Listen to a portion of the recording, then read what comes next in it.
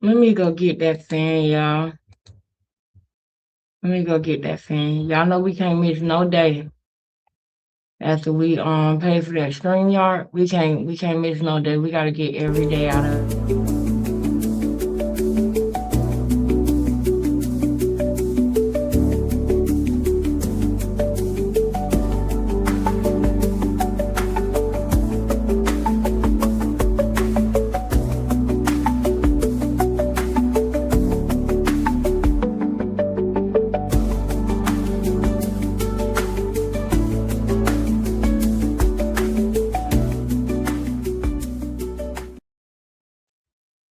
Okay, I got it. I got the fan. Now I almost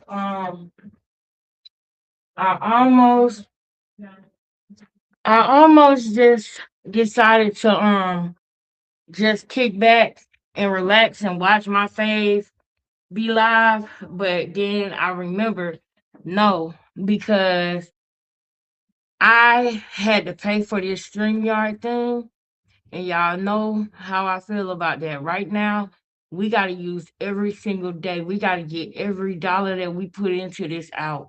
So I'm gonna tell y'all right now, um, unless I get a job, like if I get a new job on Thursday of next week, then I probably won't go live if I gotta work. But as of right now, because of everything that's going on with me, as I'm doing what I'm doing when it comes to Department of Labor and everything, I'm doing what I need to do, and I'm just praying that everything goes in my favor.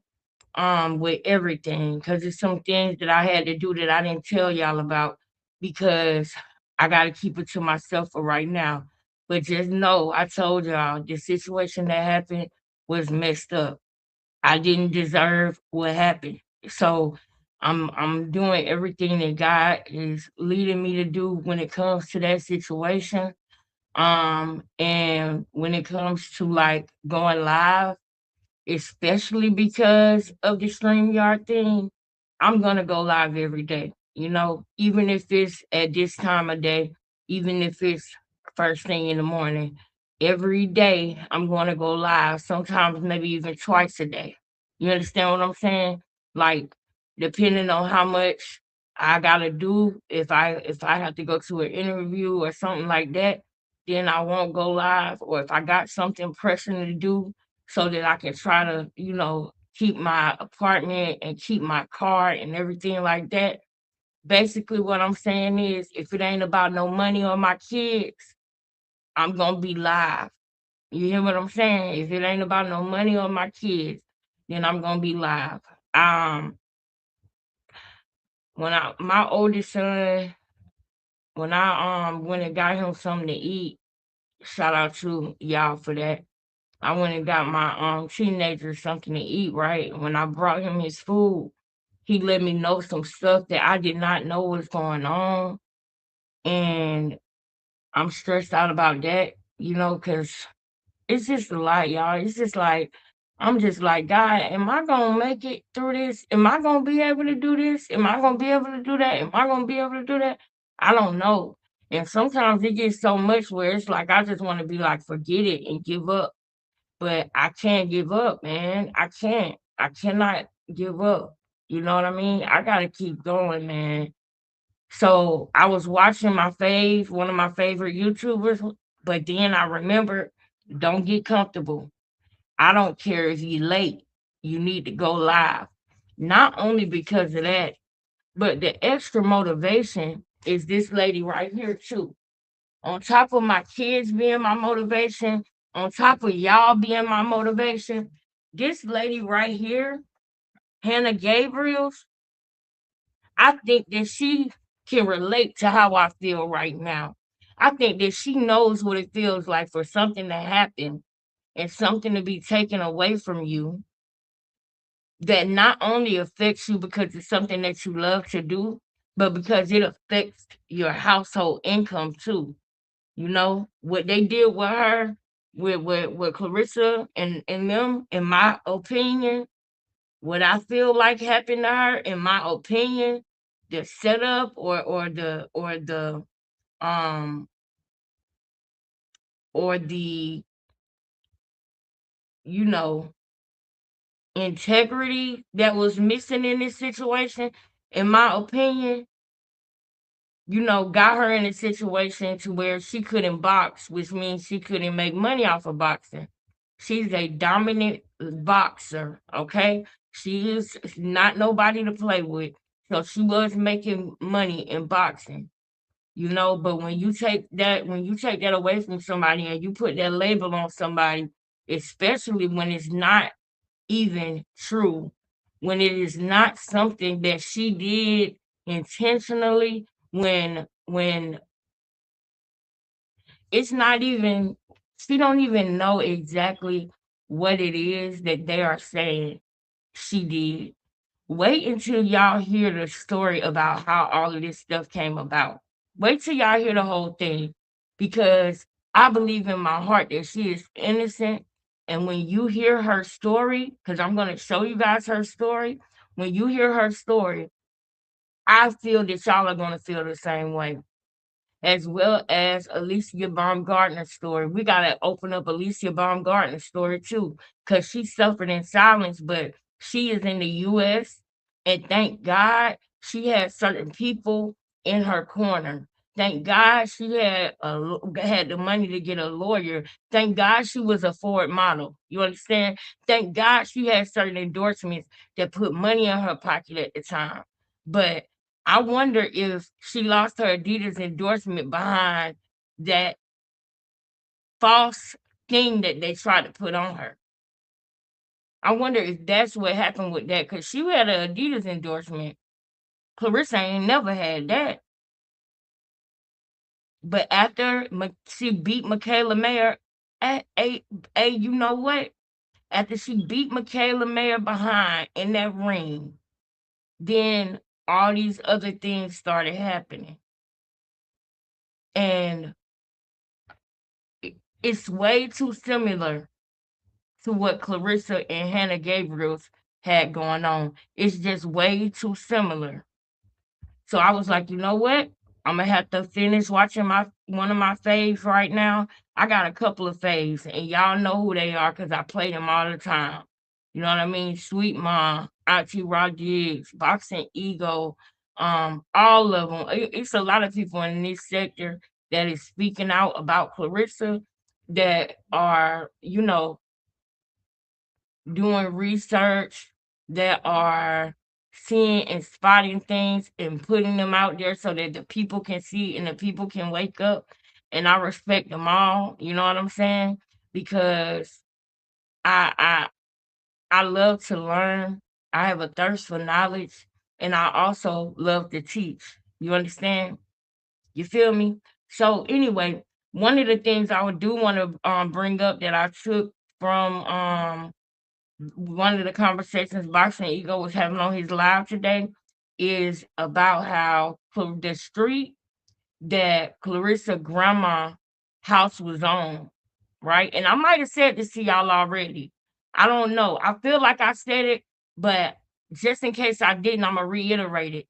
That's why I told y'all I need to write some things down sometimes. I don't, but I need to start so that I don't forget to tell y'all, because I knew that the street that her grandma house was on that she just recently lost, that street was the street that was named after her.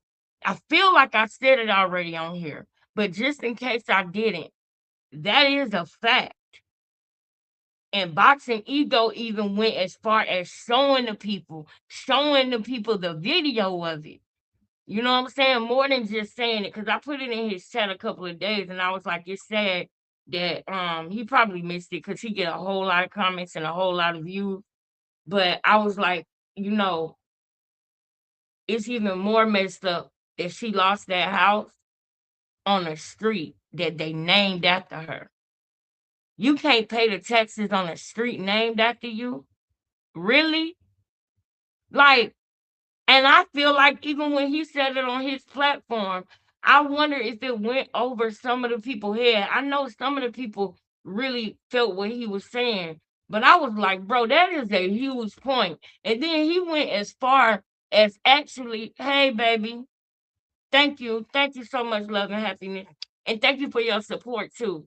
Because hold on, thank you for your support too, and I'm glad that you came in here because you reminded me. Let me check and see if I got any donations after the last one that I had got that I thank y'all for already. Let me make sure because man, anything that y'all do, I really appreciate it. If y'all wouldn't have did what y'all did for me last night, I wouldn't have been able to do that today. When my son called me, I wouldn't have been able to help him.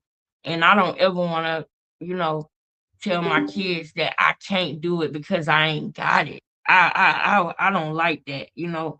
I don't like that at all. So let me see. The last person, yeah, it was the person. Wait, yeah, I think Ange already. I did. Wait, that wasn't. Yeah, that was okay. So I haven't gotten any more donations since the last person that donated. But love and happiness, man. I thank y'all so much. I really do. Y'all don't understand, bro. We gonna get straight into the content today, y'all. Y'all come on in. We gonna get straight into the content because of time.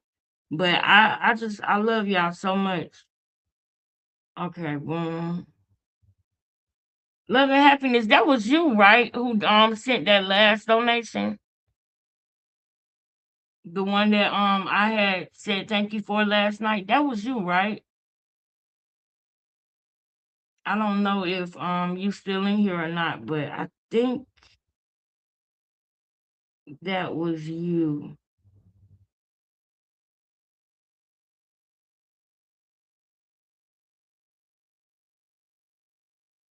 My baby Tara. I love you, Tara. I love you so much, Tara. I love you so much, receptionista, aka Rest. Love you, Rest. But yeah, I haven't gotten any more donations since the one that I had said thank you for last night. But yeah, that was love and happiness, I think. Hold on, let me make sure I got your name right, love and happiness. Yeah. No, no, no. It wasn't love and happiness, but love and okay, now I know. I just wanted to make sure that I matched your name with the name in the cash app. And now I have your name and I know your actual name. I'm not gonna say it on here just in case you don't want me to.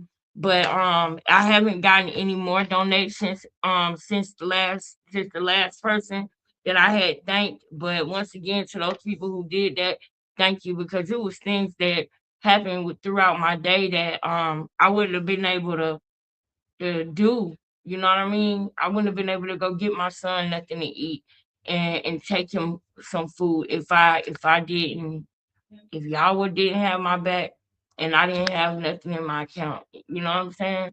Like, I don't know. We're gonna talk more about that later on. Anybody who want to donate, I really greatly appreciate it. My cash app is right here on the bottom of the screen, and then if you see that scroll at the bottom of the screen, that says this is for fair use. I thank you guys so much for your support. $ QINGLEXUS, $3 donation support to the platform. $King Lexus also comment, like, subscribe, fam. Thanks. Everything I say is allegedly. That's always scrolling at the bottom of the screen, just so y'all know. But that is my cash app right there. As we get this show going, I just want to make sure I say thank you. I'm about to go ahead and share the screen because I appreciate the people who like the video as well. I appreciate the people who comment on the video as well. And I don't want to get repetitive, but there's people that's coming in and out this live, y'all. So what I say right now, when more people come in, they might miss what I say. So if y'all hear me constantly putting out my cash app, and y'all hear me constantly saying thank you, is because I know that it's people coming in and out. You understand what I'm saying? And some of the things I say, it might be that person first time hearing it. And some of the things I say, if you be in here and you be rocking with me, you might hear me say it a couple times. And for the people who do hear me say it a couple times, I thank y'all and I love y'all because that means that y'all come in here and y'all rock with me through the whole live. And I appreciate y'all. I really do. Now, y'all, it is now damn near 11:30. You might as well say it's 11:30. That means we maybe have 2 hours. Let's do 2 hours. I don't want to do too much. I'm gonna try to multitask, but last night we started getting into some stuff. I might do a little less than 2 hours, y'all. I don't know, but we started getting into some stuff last night that I don't want to get away from. I want y'all to really see what I mean. The premise of this live is to show what Clarissa has been having going on um recently, and also show her character because I got questions. Is Clarissa really truly the GOAT? Did she cut corners? Did she cheat? Do she play games with people's career and have them set up? Did her and Michaela Mayer conspire to set up Alicia Baumgardner after Alicia whooped Michaela Mayer ass at the O2 Arena and took all three of her belts? Did her and Clarissa conspire? Because all of a sudden, Alicia Baumgardner popped dirty. All of a sudden, after she got all of Michaela Mayer belts in one night. You understand what I'm saying? Was that a setup? Was Hannah Gabriel's setup because she put the fear of God in Clarissa that day that she came to that press conference and she told her, "You avoided me and you took my," no, she said, "I'm going to take your belt because you took my belt and you avoided me, and I'm going to show you that was a big mistake." Is that what scared the living shit out of Clarissa? And all of a sudden, she not fighting her no more. She popped dirty for a banned substance. This ain't no coincidence, y'all. When y'all look into this, y'all want to see what I'm saying. And keep Ryan Garcia in your subconscious, because later I'm gonna bring him into this too on the men's side, because it's some men that she clicked up with that don't like some men that's clicked up with a certain group of men. Are they playing games with the commission? Do they have connections? Are they making phone calls? You need to understand the mindset of Clarissa Shields, so you know that I'm not just running my mouth. I would never put things on a person that I don't truly believe in my heart is what it is. I want y'all to understand that. I respect sports. I respect boxing. I respect it. I got a great respect for people who can do the things that Hannah Gabriels, Clarissa Shields, Alicia Baumgardner, all of these people in combat sports. I respect it. My son boxes. My son is 8 years old. He boxes. I don't know if he's a boxer, I guess, or however you say it. But I'm letting you know now that I got respect for the sport of boxing. I probably wouldn't be as interested in it if my son's dad didn't have my son in boxing. That's something that they do and they go to faithfully. That's the first sport he's trying out, and he's gonna be doing many more sports. But just in case this is the one that he really latch on to and he fall in love with, I want to know all about it. When he start playing basketball, I want to know all about it. I'll be damned if I let my son play football. I don't want him to play football. I know that's more of his dad decision. I know when it comes to sports that I'm all for the dad having leverage over certain things like sports. You understand? When my son was sparring and he came out of that sparring thing and I went to my son, my baby daddy said, hold on, Lex. And I stepped back because this is a thing where his dad and him are doing, and I know my place. You understand? I'm not gonna ever be that woman that's trying to overdo everything. You want to be over everything. When he plays sports, you got to be running up to him and no. I backed up and I let his dad coach him and talk to him. I didn't like seeing him sparring at first. But then when I get the good videos and they show me how good his dad showing me how good he doing in there, man, I'm so happy to see him. But it's hard for me to watch my son spar. But now that I'm learning more and more about the sport of boxing, it is interesting to me. And I am saying what I am saying about Clarissa because I believe it in my heart. I believe that something ain't right. And I just want y'all to know these things are my opinions. I am not trying to pass any of these things off as fact, but I am going to show you the receipts of what I saw that led me to believe what I believe. And when I show them to you, you take it how you will, and you'll form your opinion off of what I show you. You'll see. Now I'm telling y'all, come in, kick back, get your snack. Let's go. It's Saturday Night Live, baby. We Saturday Night Live. I gotta get an intro. Remember where we left off at yesterday, right? Let's let's let's get back into where we were. So yesterday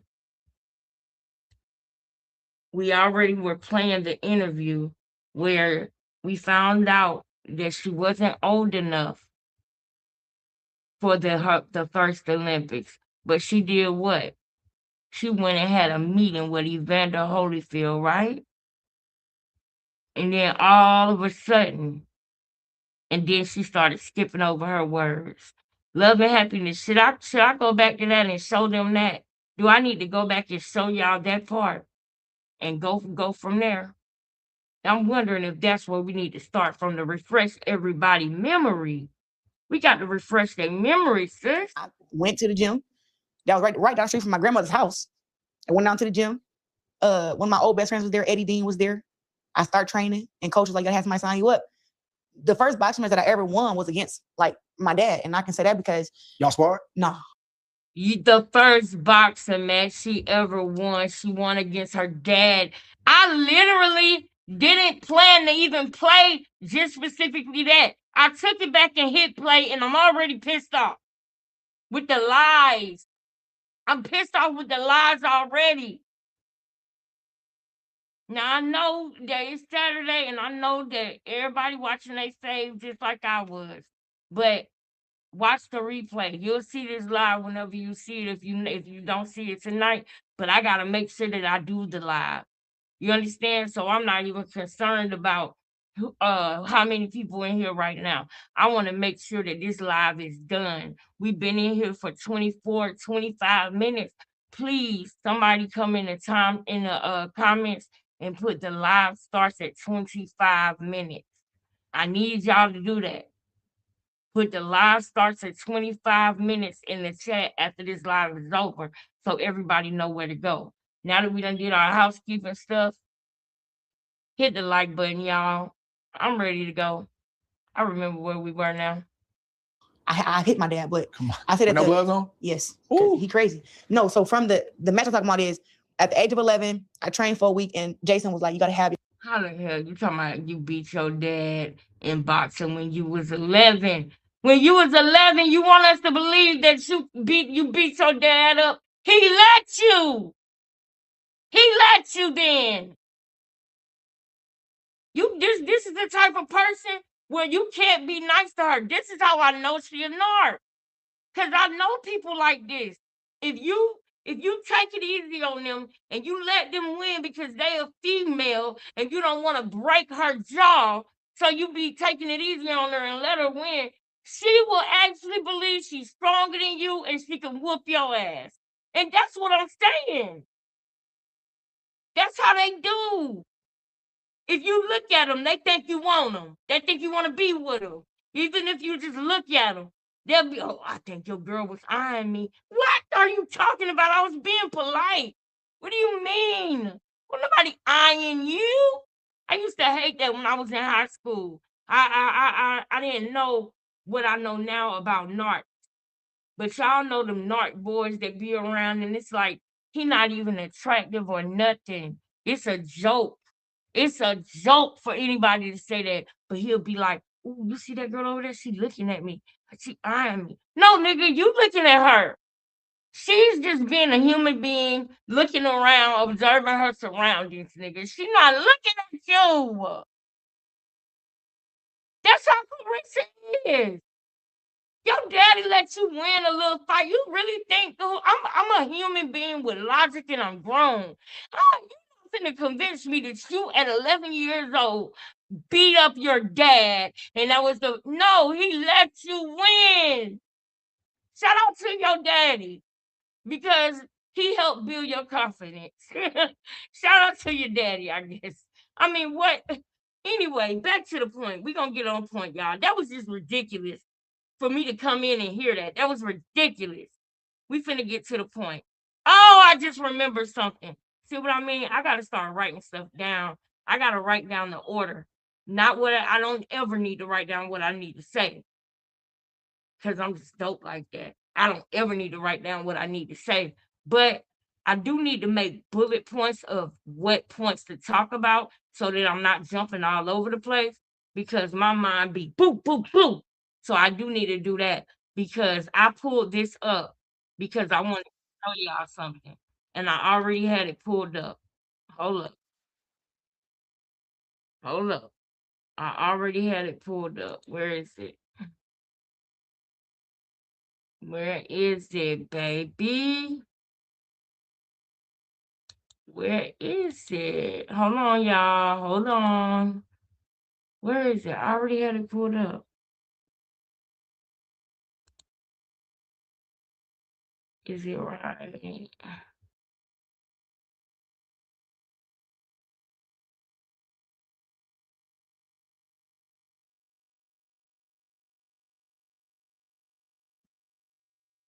Hold on.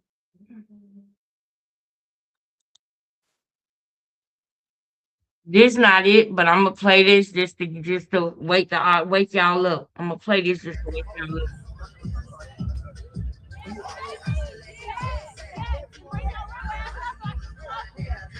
On it. There you go. Let's do it, baby. Let's do it. I've been BSing for about 30 minutes. I got to let me go get my tea, man. You gotta get in there.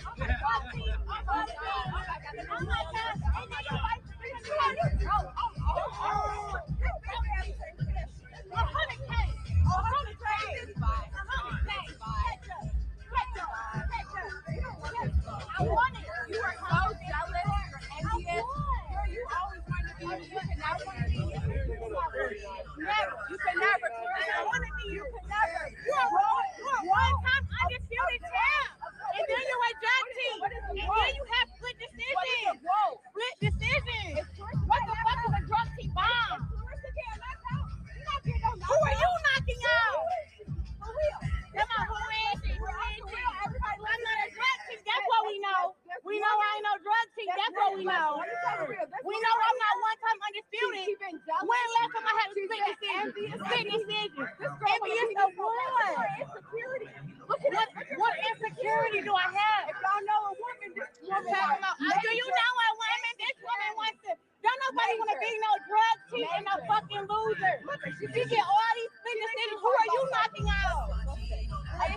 Insecure woman. Listen again, an insecure woman.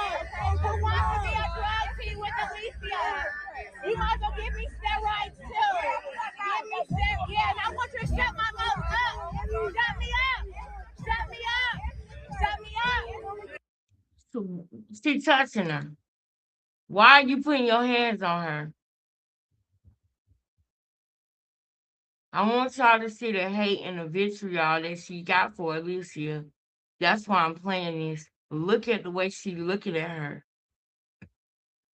This is how she is with people. Look at the way she looking at Alicia. Shut me up! Shut me up! This is ridiculous. You think that people are going to endorse this? And this is not new. This is old. This is before the slap. This is how she do, man. Shut me up! Shut me up! Shut me up! Shut me up! Shut me up! Shut me up! Shut me up! Shut me up! Do it! Do it! You ain't done shit, but insecure about what? You could never be. I don't want to be a fucking drug. Keep moving.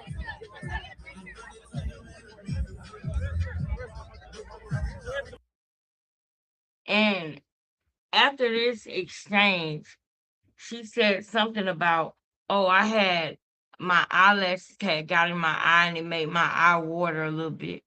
Why did you say that? Because you cried. You always do that. This is what you do. Now, I want to go over here now. Now I gotta go over here. I had it pulled up. I don't know why it's not up. Hold on. Bear with me. I don't want to pull it up twice. Okay. Is that it?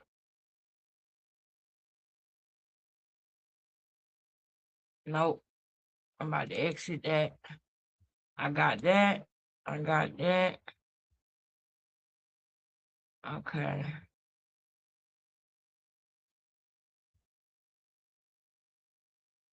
Okay. Okay.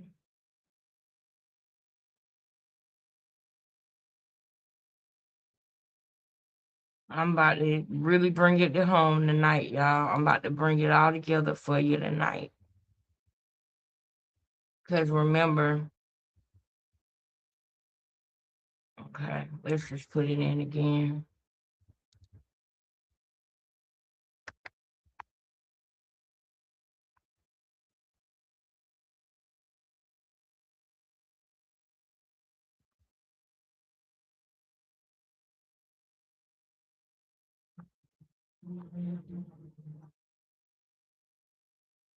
All right, boom. Now I want y'all to pay attention to this, okay?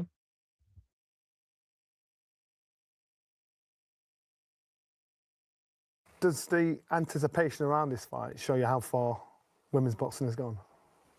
Absolutely. At the O2 Arena, not in Newcastle. And I believe She's saying not in Newcastle because Newcastle is where Savannah Marshall is from. And Savannah Marshall wanted it to be in Newcastle, but it's at the O2 Arena. The O2 Arena is a huge arena. Okay? Actually, some of y'all might already be familiar with the O2 Arena because that is where Michael Jackson's 10 to 30 to 50 shows was supposed to be. It was supposed to be at the O2 Arena. So I personally don't even like, never mind, I ain't gonna say all that. But that is what the O2 Arena is. Okay. It is a huge concert arena. And I believe it was 20,000 tickets that they were selling. And they even had a 5-week pushback. That's when Alicia Baumgartner got the call and Michaela Mayer had sent her over a contract because she would have had to fight. She did. She had to fight Alicia Baumgartner to become a unified champion. You understand what I'm saying? She was undisputed, but she needed that belt that Alicia had to be unified champion. So they went ahead and said, well, let's put that fight on the ticket as well. And they had somebody that went before them. So it was about 3 or 4 fights on that fight card. All right. Michaela Mayer, Alicia Baumgartner, Clarissa Shields, Savannah Marshall were the 4 stars on that ticket. They were the people who sold the tickets.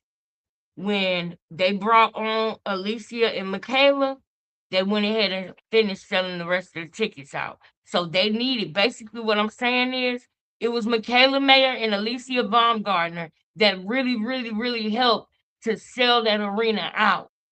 If you ever hear Alicia Baumgartner say me and Mayer sold those tickets out, she's not lying.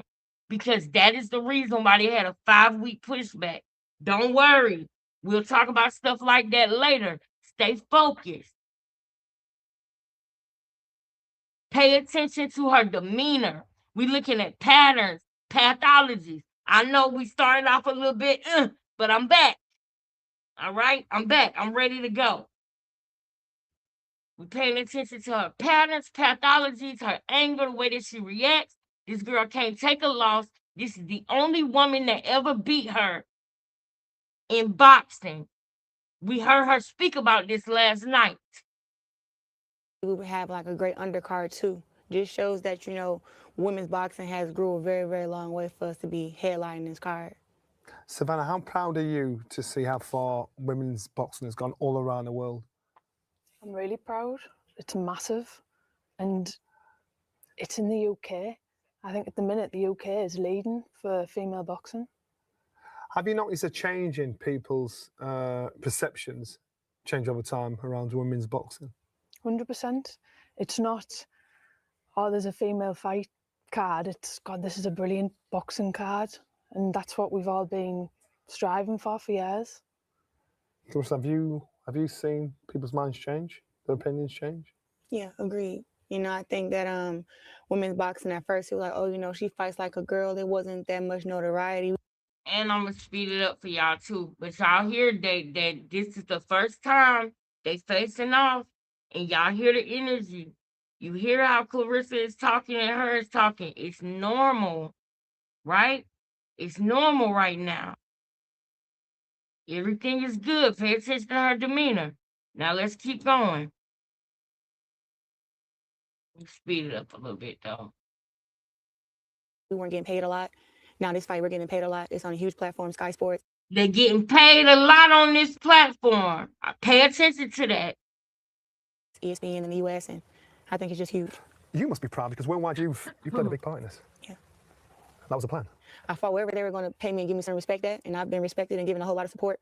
And now I'm big enough to where I can fight in the UK. And when I walk the streets here, people know who I am. So I feel good about that. And knowing that we finally got this fight made with Marshall, also great too. Savannah, an undisputed world title fight here in the UK. That's a big deal. It's a massive deal. It's a massive deal. It's what I've worked hard for. It's what I've wanted. And we're here. Well, I've been undisputed twice. This would be a third time for me. I've already been Okay, we know, Clarissa. undisputed at 160 before. It means a lot to be undisputed, but it means more to avenge my only loss in the amateurs. You know what I'm saying? It means more to avenge my old loss in the amateurs. And I am the greatest woman of all time. I proved that, but it's still just that one blemish, and she's sitting here. And I want to show her that, yeah, you beat me when I was 17, but I'm 27 now, and I've grown a lot since I was 17, mentally and physically. And I just want to keep proving that I'm the best. So being undisputed 3 times is great. Let's go back to the start. You lost to Savannah in the amateurs. Does it still? All right, here we go. Now watch the way she acts. This is important, y'all.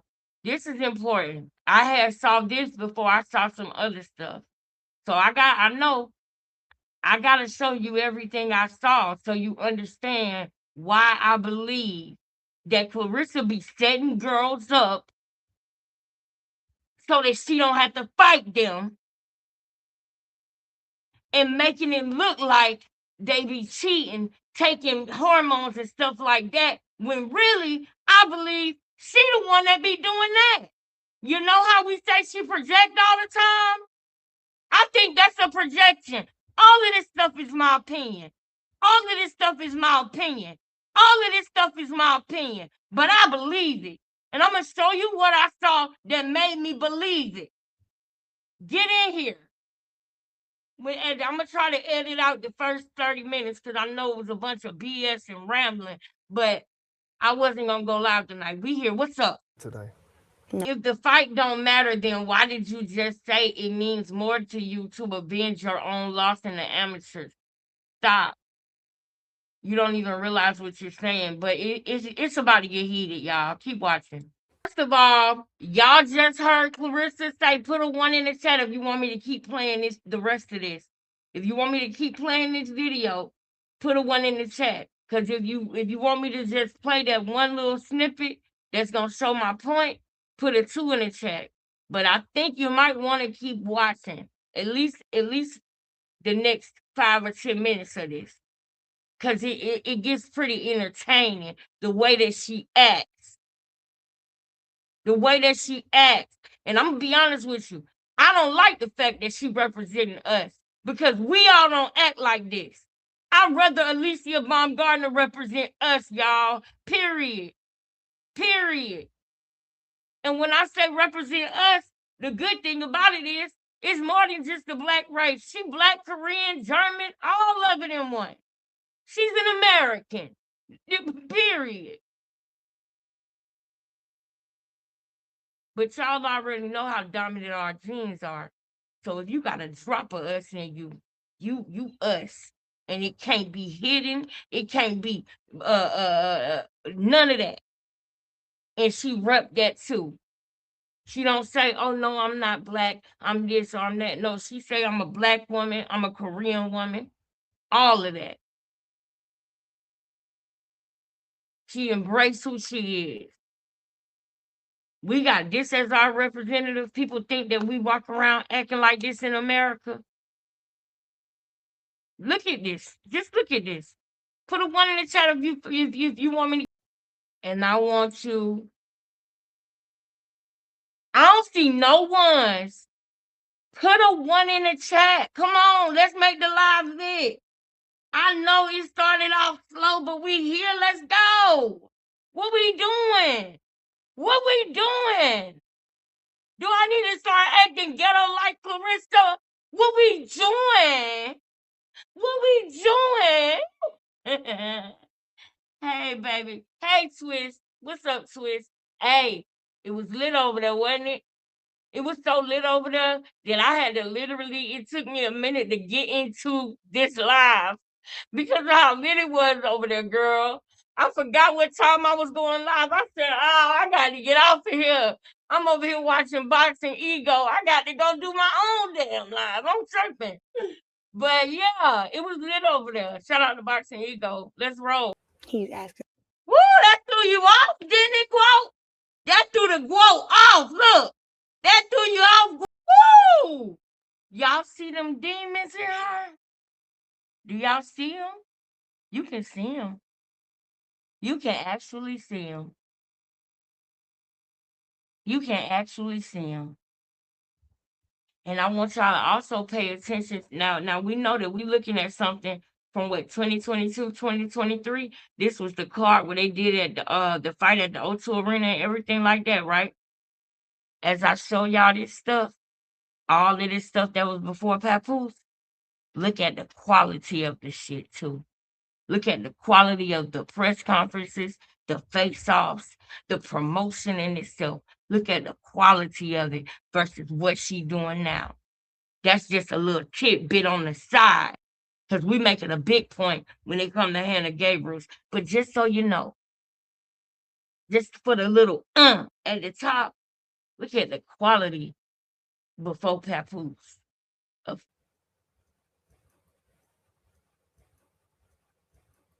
You lost, you let your country down, you should feel terrible. Really, Clarissa? Hold up. I can't get caught up in this because we got a lot to play, but dang, you know what? I got to eat a little bit of cornstarch so I can let this play because we got to get to another part. Oh, my goodness. You should feel terrible. Clarissa, it's clear Peter Fury's made a lot of adjustments to Savannah. Can you see it? Do you see it? Do you see a difference? I don't. I think she's going to sleep. Not me. Play it smart. I'll box you and I will hurt you. You better play it smart, because you stand there and bang with me, you're going to be the one going to sleep, not me. Play it smart.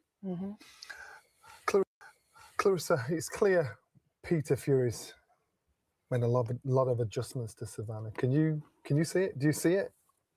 Do you see a difference? I don't. I think she's gotten worse since 2012, her skill level and everything. When she was in America, you fought on one of the biggest cards, Mayweather McGregor. Nobody remembers it. Nobody. Now she comes to the UK, her hometown, her home country, and now she's a knockout queen. But that's the privilege of her being a Brit. Savannah, has Clarissa improved over the years? I think she's improved, yeah. I think she's totally different from when we boxed as an amateurs. Tell me, give me some detail. Where's the devil in the detail? Where? She boxes more as a pro now. She's a better fighter than what she was in 2012. Is she the A side? On paper, she's the A side. What do you mean on paper? On paper, you're the A side. But you just said you were the A side. You've got all the belts. On paper, you are the A side. But there's nothing about the situation that says you're the A side. Confusing me. Contradiction. What don't you understand? You sound on paper, you say you're the A side. Guess what matters? What? What's in black and white? That's what matters. So if in black and white, I'm the A side. I'm the A side. Are you the star of the show? Absolutely. Is she the star of the show? Are you a star? I am a star. I'll be an even bigger star on September the 10th. Are you a bigger star than me? I will be. So you just answered the question that you're not. I will be. And you won't be. I will be. We can go back and forth or you won't. But guess what? Coulda, woulda, shoulda. I'm a 3-time division world champion. You got 1 belt. Sooner and we've been pro the same amount of time. You only got there before me. That's what you say. But can you even beat the girls that I beat? I'm going to show you why I want to fight you September 10th. You're going to see why. Biggest regret of your life. That's what you say. I feel like I'm unbeatable.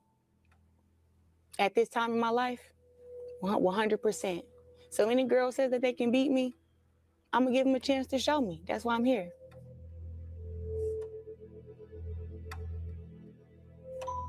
If I didn't make it for myself, that I would always be poor and I would never have nothing. I grew massively from that event in my life, both mentally and physically. Savannah, are you the biggest puncher out there in women's boxing? This is boxing. You gotta land first. I will hurt you. I will finish you.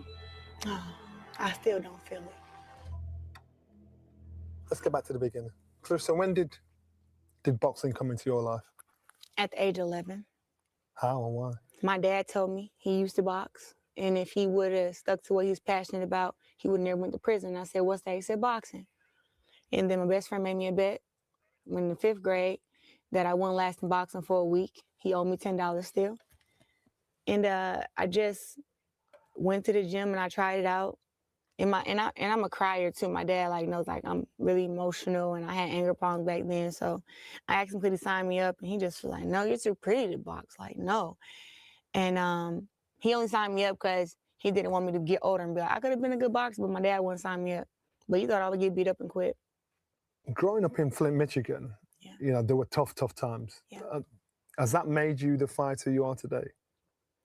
Yeah, I got a little bit more grit than other people, I think. Since the age of 13, when I decided to move up my mom's house and go and stay with, a boxing brother who lived down the street from the gym, and then just been kind of house to house for the years leading up to the Olympics.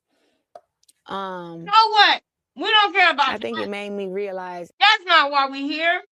We here for that one thing that you said. Yeah, I put starch in my mouth at the wrong time because I could have been paused this. But we here for that one thing that she said. Y'all remember what it was? nobody. Now she come to the UK, her hometown. Do you see a difference? I don't. I think she's gotten worse since 2020. I'll show you. I will outbox you and I will hurt you. You better play it smart, because You better play it smart. That is what I paid attention to when it came to this girl. You better play it smart. Now, ladies, y'all remember that now. Remember, you better play it smart. Because what the does that mean? That's the first thing. Second thing, I think I know why Savannah Marshall won't box her over here in America. See what I'm saying, y'all? We going somewhere with this, ladies. We going somewhere with this. Clarissa said you better play it smart. y'all, Clarissa don't like no woman that is confident in herself going into a fight with her. She don't like that. Y'all seen the Lonnie Daniels press conference? Lonnie was pretty much ass kissing, and now we see Lonnie really can fight. So did they have some type of arrangement? Like, what was that? You understand what I'm saying? Anybody who say I can beat Clarissa and that's a real boxer and they got a real chance to do it, like a Shadaisha Green, she don't want to fight him. She find excuses, or they get popped. And they've been in this profession for over 15 years and never had a problem like that. Remember?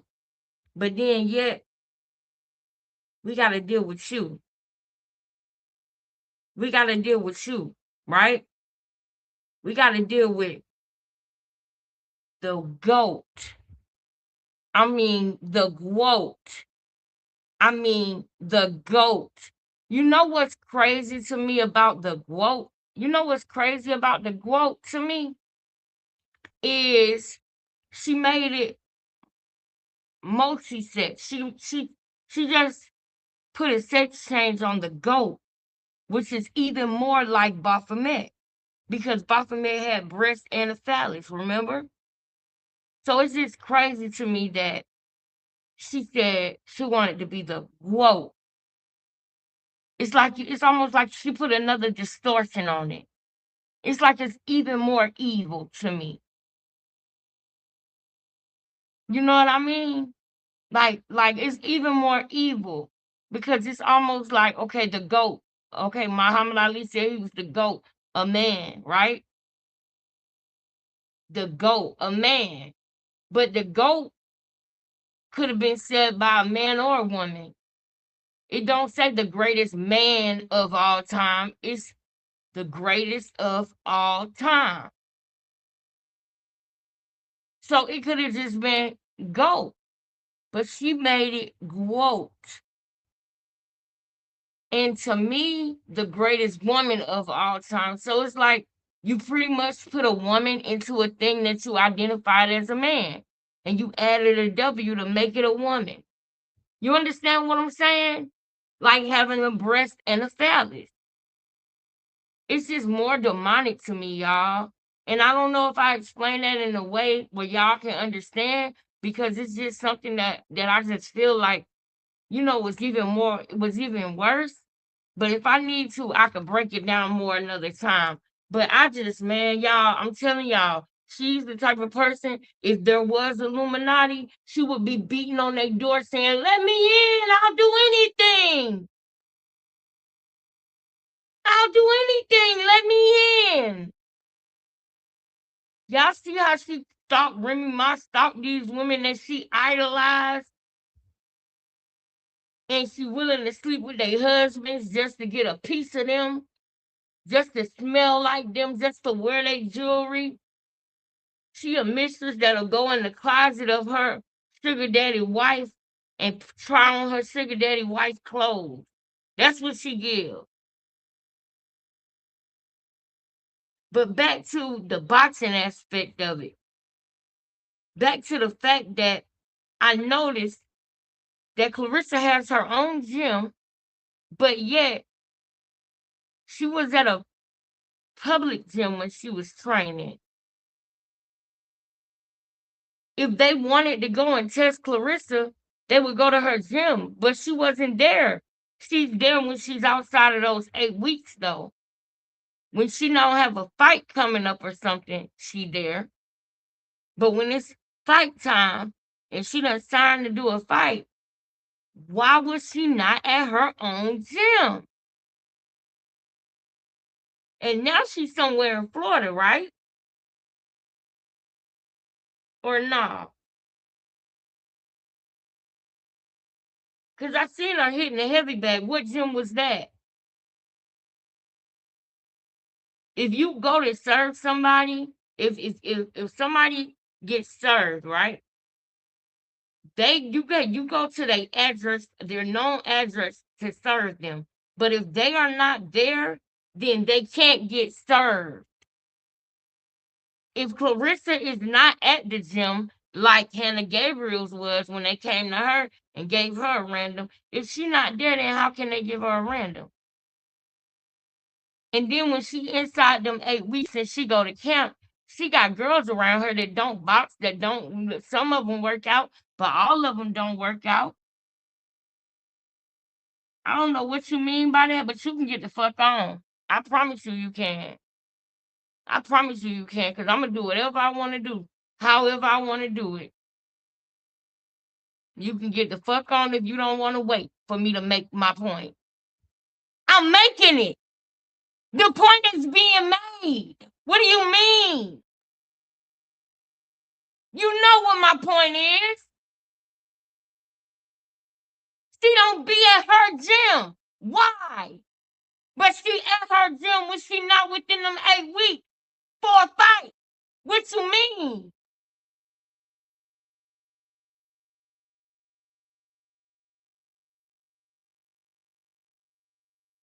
You can get the fuck on if you don't want to wait. All this stuff that's going on with her. What you mean? It's 1,000 points to make. Now, y'all look, this her at camp, right? This her at camp. And remember, she said you better play it smart. Remember that. Y'all know why I'm telling y'all to remember that. But then look. Why is it that these girls are always around her? I got questions. Lifting heavy weight, doing crazy squats. Now, I showed y'all this what training camps should look like. I showed y'all AB and Javante Davis at training camp. And I said, why Clarissa not in camp? This is what camp should look like. The next day or the day after that, she said, oh, I can't wait to go to Florida to go to camp. It still is not like the camp that Javante Davis and Adrian Bronner did. It's still not like that camp. Still. You don't have a chef. They had a chef preparing every meal. They had handlers taking them from here to there, doing this and that, going back and forth. They had all of that. The only thing I notice about your camp is you got them girls around you. And it is in my opinion that you keep them girls around you so that they can take your test if they need to. That's my point. That's my point. It is in my opinion that you keep them girls around you just in case somebody comes to piss test you. You got them girls to move around and move in shape so that they compete. Because Clarissa is the one that does that. Clarissa is the one that does the substances. Clarissa, that is my opinion. I believe Clarissa the one that take hormones. I believe Clarissa the one that cheat. We literally just heard her yesterday talk about how she wasn't even old enough to go to the Olympics, but she started talking to somebody, went to a meeting with Evander Holyfield, and then all of a sudden she was able to go to the Olympics. What kind of deal did she make with him? What happened that made them bend the rules for the Olympics? What was the commission, y'all? The IOC? What was it, y'all? IUC? Somebody in here remember the commission? What was it? Lisa, no, Lisa, you can't hear? Keep talking, Lisa. You didn't get the point. You didn't get the point, Lisa. Are you getting the point now?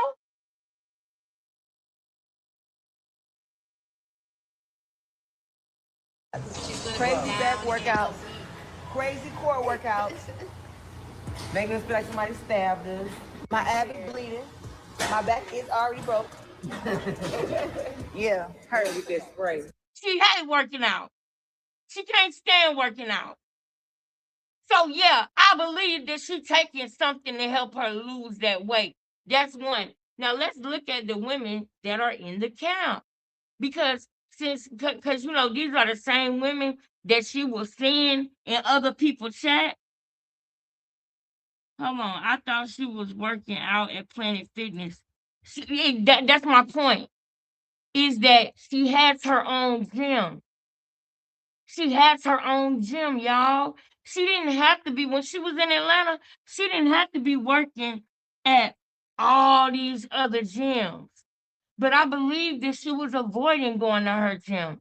She don't want to be where they could find her, in my opinion. In my opinion, she don't want to be where, what was it called, sis? You said ISA? ISA? I thought it was IUC or something like that. Yeah, oh, I know. I know. I already know, because she talking about make your point. And we know that Clarissa a little slow. I had to dumb it down for her. Use a couple of curse words so she understand. I see what she doing, and I'm gonna keep talking about it. So like I said, y'all, I'm gonna give y'all this moment right here to look at her in training camp, and I want y'all to look at these women that's around her. Look at these minions, because they can't tell her the truth. You. Right? You See need to her. Be down in 2 days. We still got one to do the night though. She got that lip again. She got that lip again. Don't try to cover it up. When she's, to me, when she be on them steroids, her lip and her nose, it do something weird. It make her look more horse-like. You understand what I'm saying? Oh, later on, right? Yes. Okay. Her nose and her lip do something when she be on them You steroids. made me run already today. A mile in 7:26, bro. I know. So now you want to run again tonight? 2 miles. Oh, just And they acting like she working so hard so that people don't look at her like, dang, how did you get your body like that in that amount of time? She ain't doing all of that exercising. She, in my opinion, is using a supplement to help her.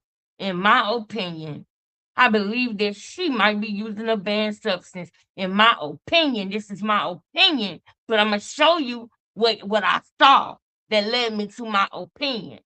So for the people who weren't here yesterday and don't know what we already talking about, be patient if you don't know, because I'm gonna bring it all together. I always do. like a dog. Yeah. Oh, okay, cool. Like a little cutesy. Oh, you gonna run to them?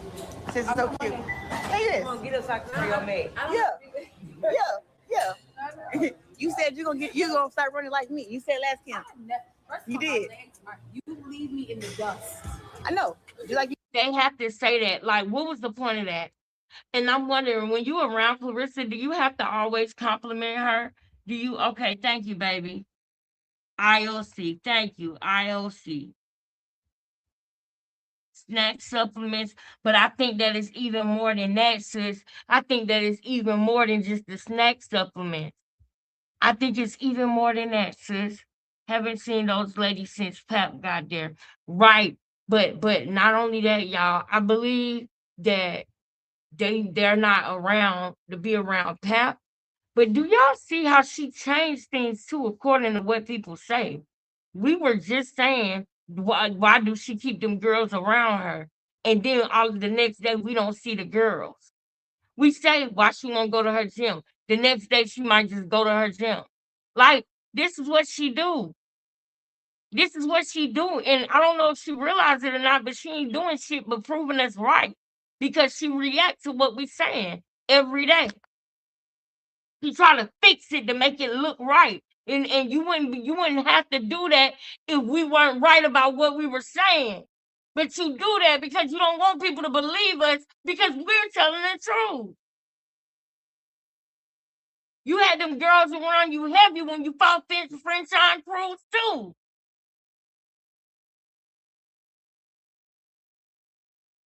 Now, before we get to the main thing that we're going to react to, I'm going to let y'all look at this part. You leave me in the dust with all this stuff. So, I don't care. wrong? It's okay. You said what's wrong? Mo, what's wrong? Just hungry. You hungry and we all on the diet and shit. No. Mo, what's wrong? It's okay. You said what's wrong? Mo, what's wrong?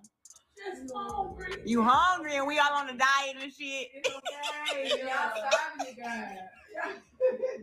It's okay. Maybe we all hungry. I feel We like start working out. Yeah. Hungry out to the next 30 days. I feel like she had bread too. I ain't loud, man. I go in the room. I couldn't say that. That's why I left out. I couldn't say that. I gotta go. I can't say If that. I would have never had none of this,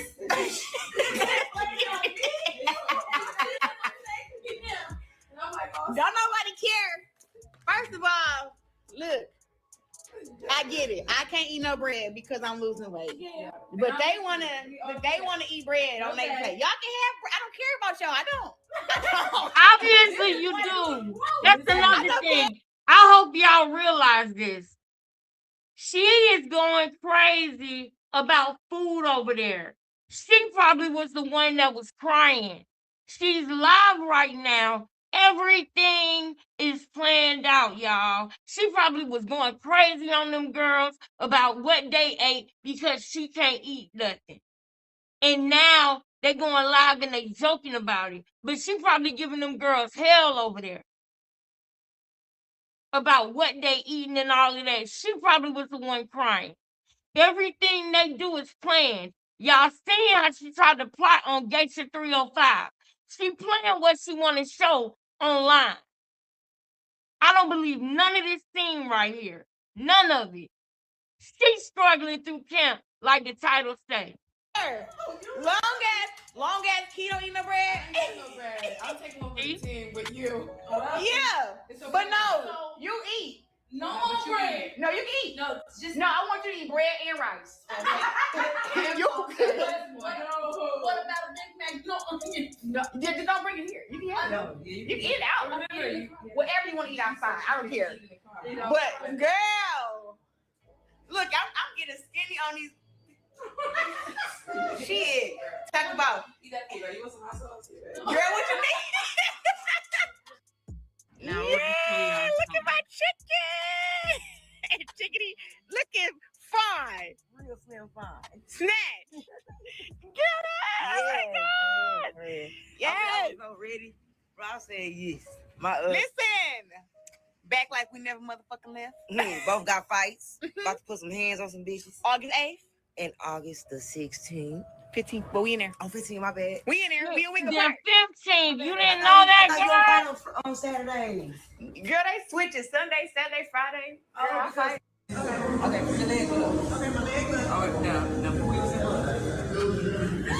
6 inch. Okay, put your leg up. Okay, my leg up. All right, now put your zip up. 6 inch. Pick up.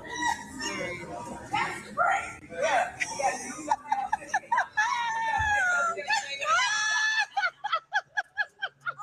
Oh my God, I cannot take this. you ain't doing nothing. We ain't.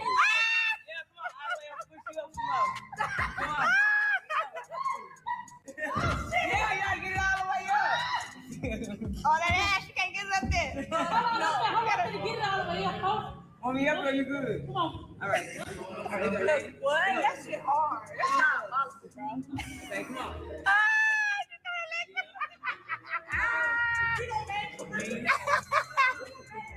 Y'all better go, Rover. Yes. Oh my God. I said I'm gonna get this up. Okie dokie. Here goes nothing.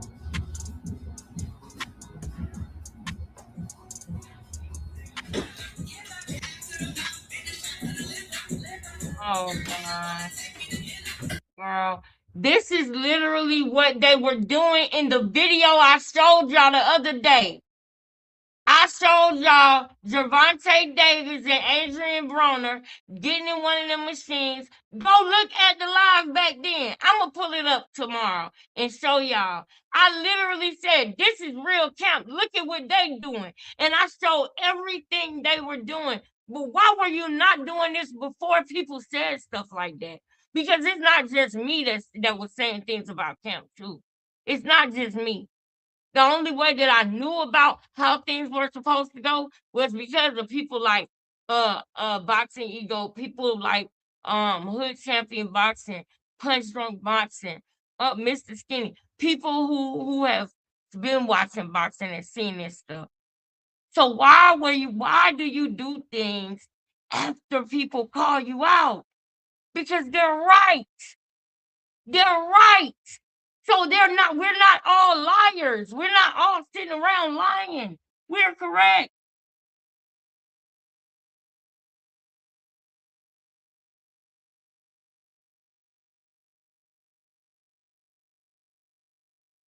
It's funny you mentioned the substance making her face widen because HGH, human growth hormone, made the jaws of track athletes widen in the 80s to where they had to randomly get braces. And look at how her teeth were looking. I knew I wasn't tripping. I'm telling y'all, it's a look in her face. I'm literally over here in the pictures trying to show y'all right now. I'm literally over here in the pictures trying to show y'all. It's a look in her face. Y'all, I just have questions. I am not saying nothing to try to pass it off as fact about her or about the organization, but I have questions. I got questions on the behalf of some women that I feel like are being unjustly treated. And I got something to say about it. And yes, I'll tell y'all that at the end of the live. I'm gonna tell y'all something else. But let me finish. Let me look at here.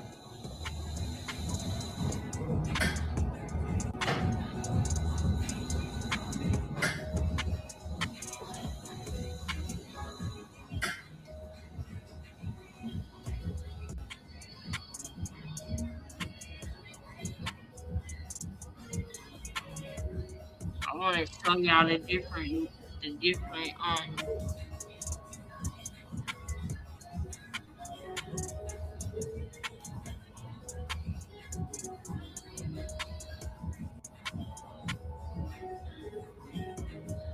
right. All right, let's pause. Come over here real quick with me, real quick. Now y'all look at her face, right? I want y'all to see, look at her face and her body. Now, in the amateurs, they don't do those tests like they do in the pros. They don't do the same thing that they do in the pros that they do in the amateurs. They don't do the same things. I want y'all to know that too. They don't do the same things.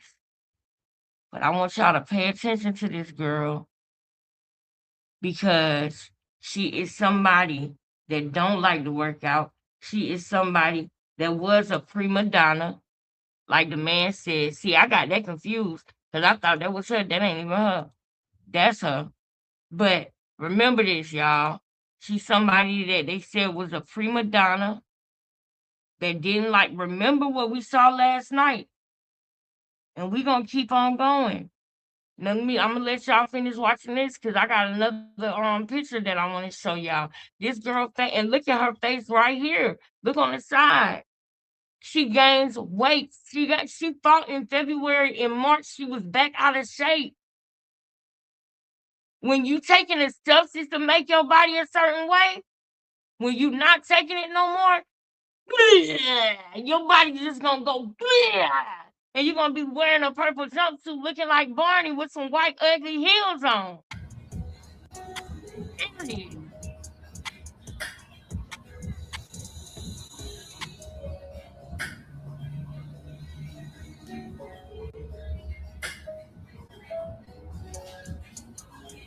Minutes left.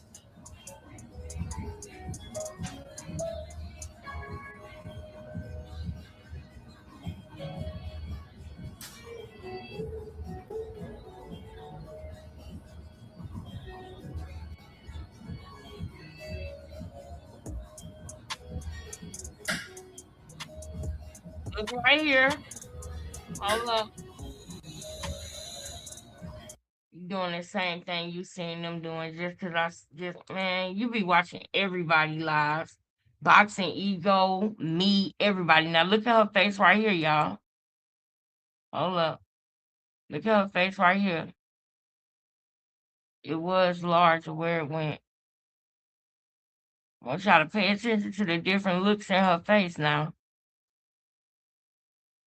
Boom. Now this right here, I want y'all to pay attention to because I believe she was hormoned up in this picture right here, and it's a series of them. And I'm gonna have to go and pick them out and find them because this one right here is when she would wear those wigs, she would look literally like a man, bro. And I know she was, bro, in my opinion, she was taking, look at her different looks on her face, but you can tell the difference between those faces and that face. It's different, y'all. I'm telling y'all. And she keep them girls around her. Why? There you go. There you go. You see what I'm saying? This was another time that I felt like she was, I felt like she was hormoned out, boy. I felt like she was hormoned out, in my opinion. I felt like she was on them steroids in those pictures right there.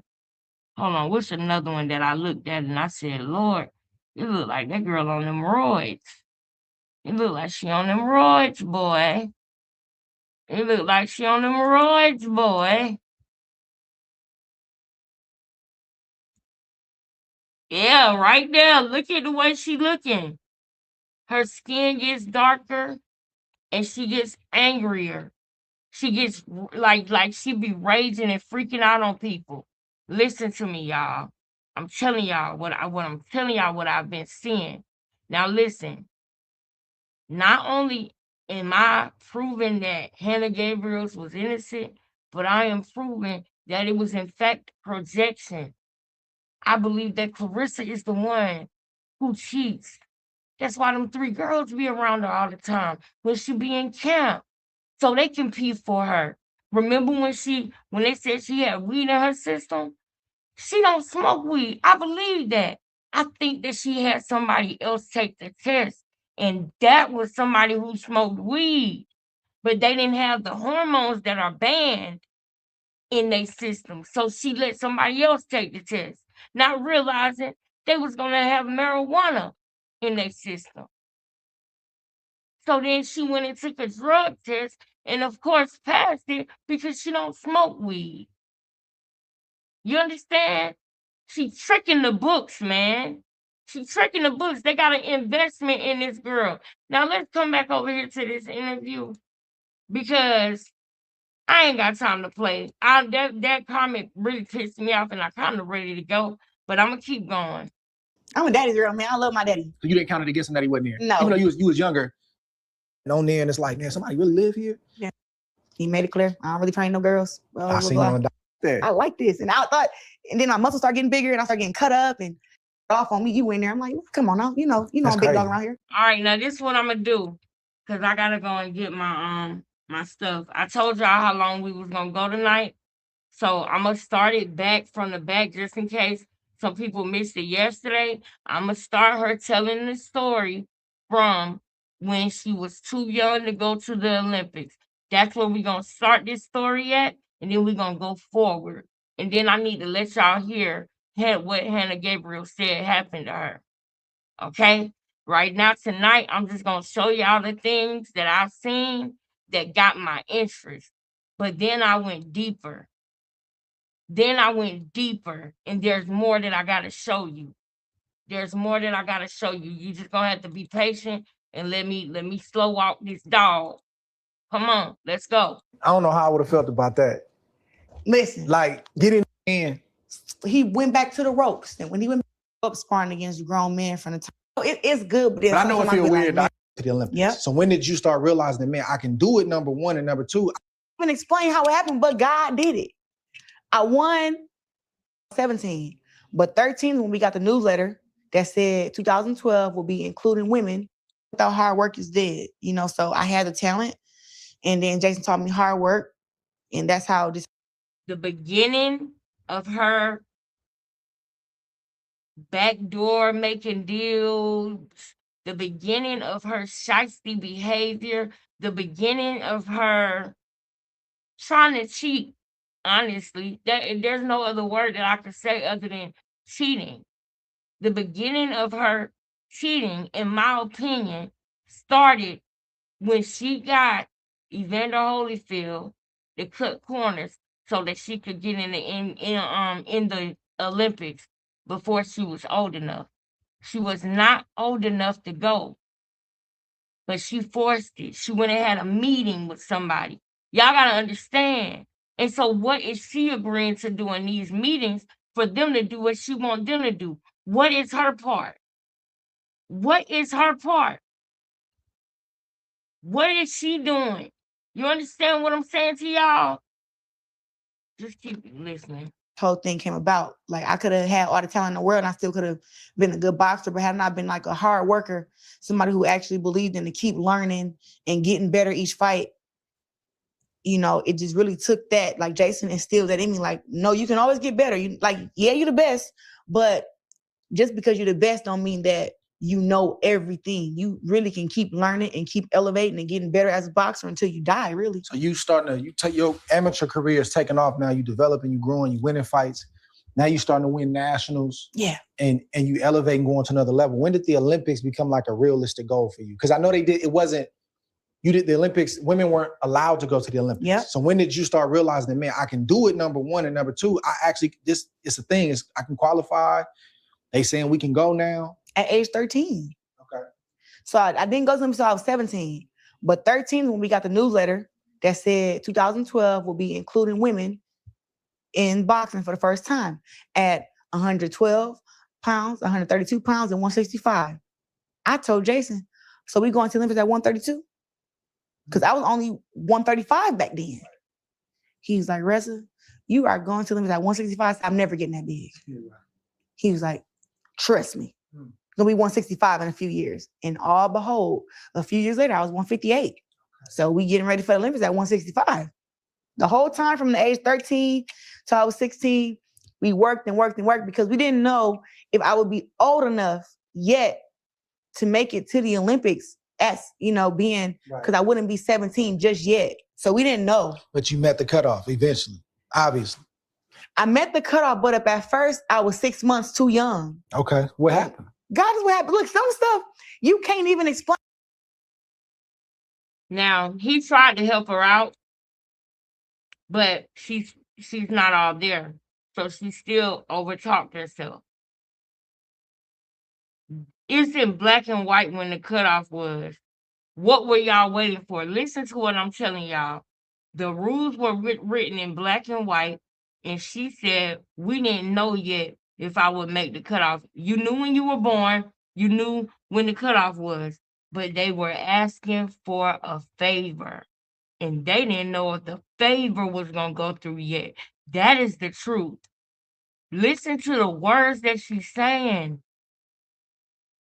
We didn't know yet if I was going to be able to cut corners and cheat. That's what they didn't know yet. They were waiting on somebody to pull strings. Listen, the rules are the rules. So what do you mean you didn't know yet if you was going to be able to make it? You knew your birthday. You knew that you really wasn't able to make it.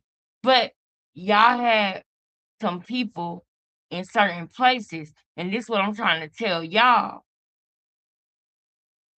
In my opinion, she a cheater, man. How else can I say it? In my opinion, she be cheating.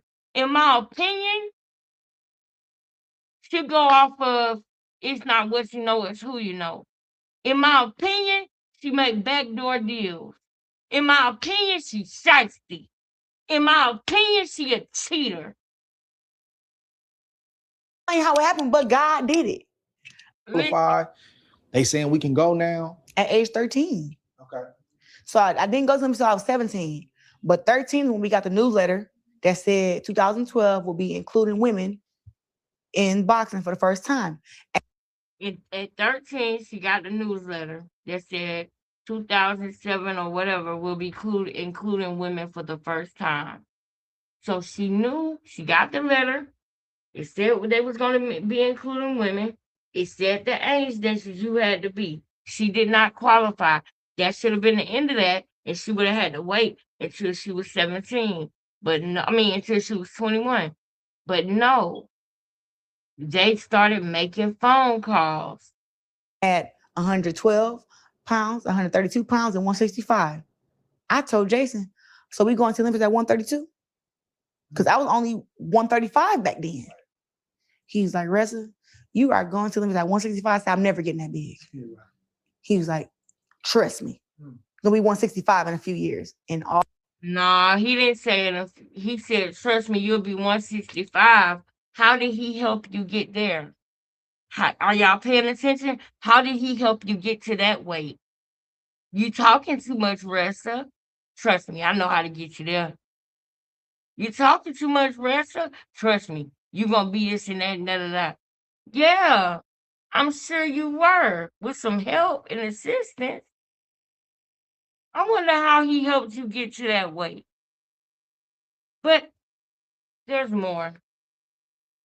All behold, a few years later, I was 158. So we getting ready for the Olympics at 165.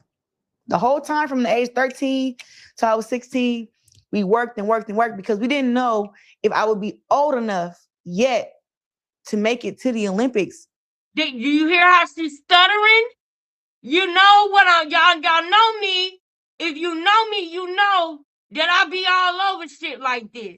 She's stuttering because she gotta get this right.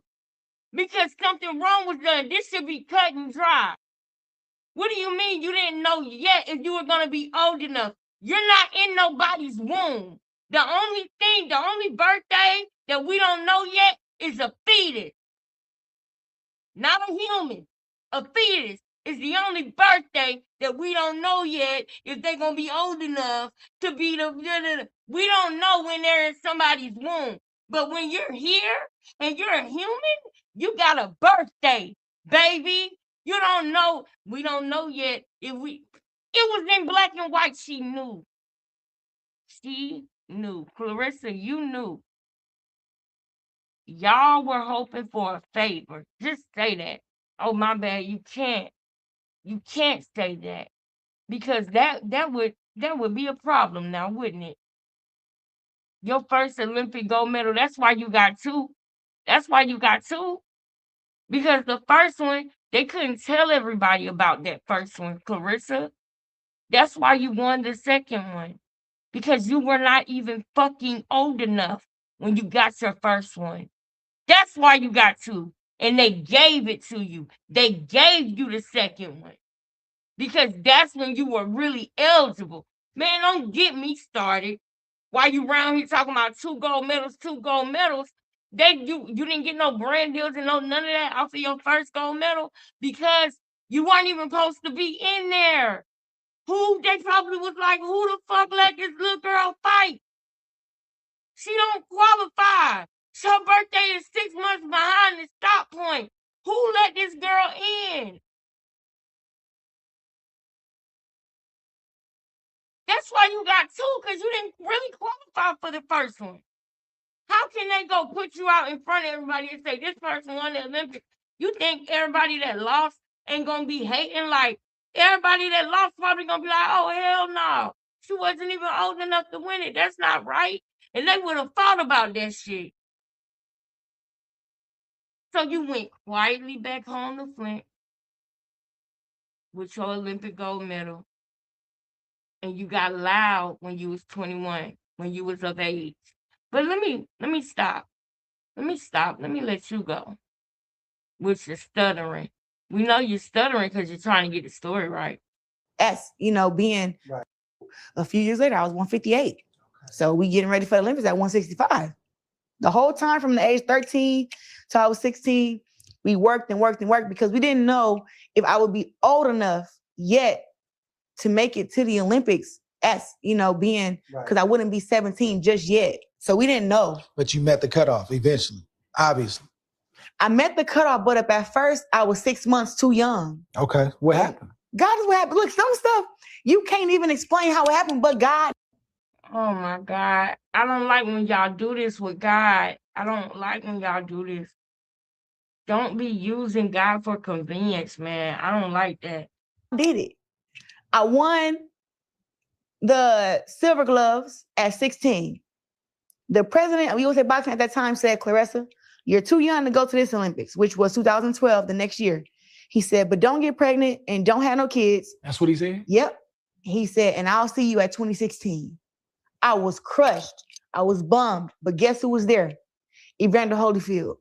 I went and sat with him and I said, hey, he's like, I watched your fight. You fight like a boy. You fight like a boy. I was like, oh, thank you. And he was like, so what you doing next? I'm like, I want to go to the Olympics, but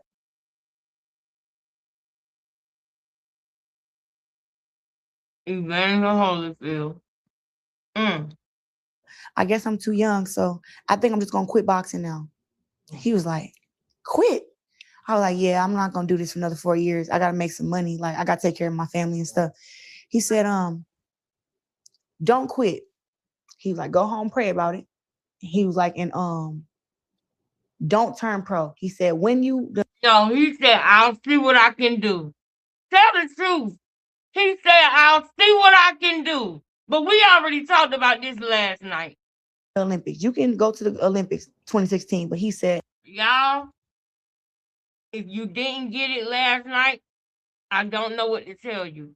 I gotta let this part play because we already talked about this last night. So I'm not gonna say nothing. I'm gonna eat some starts and I'm gonna let this play so we can get to the next part. I want you to pray about this though. I want you to quit. This was Evander Holyfield. And so I went home, bummed about it. I can't take sitting here listening to it. I'm gonna stop it. I can't take it. But we got to get to the part where we ended off at. About it. And then I prayed too, like, God, I'm not asking you to give me a gift to Olympics. I'm telling you, let me earn it. Opportunity, yeah. Let me get in the ring with these women so I can show them that ain't a number to number. So I'm like, let me just show them, God, just give me a chance. And I was praying about it. And then Jason called me one day when I was at school. He said, go and print out this paper. We got the Toledo PAL coming up. And I said, why are we going to that for? I can't qualify for the Olympics. It was the last qualifier. He said, print out the paper like I said. I said, okay. I printed it out and I'm reading it.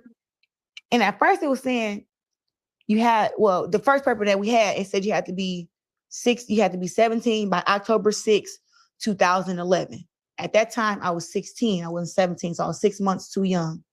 This one said you have to be 17 by May 21st, 2012. Okay. I made the deadline by 2 months. My birthday was in March. Yeah. I said, ain't no way I'm reading this.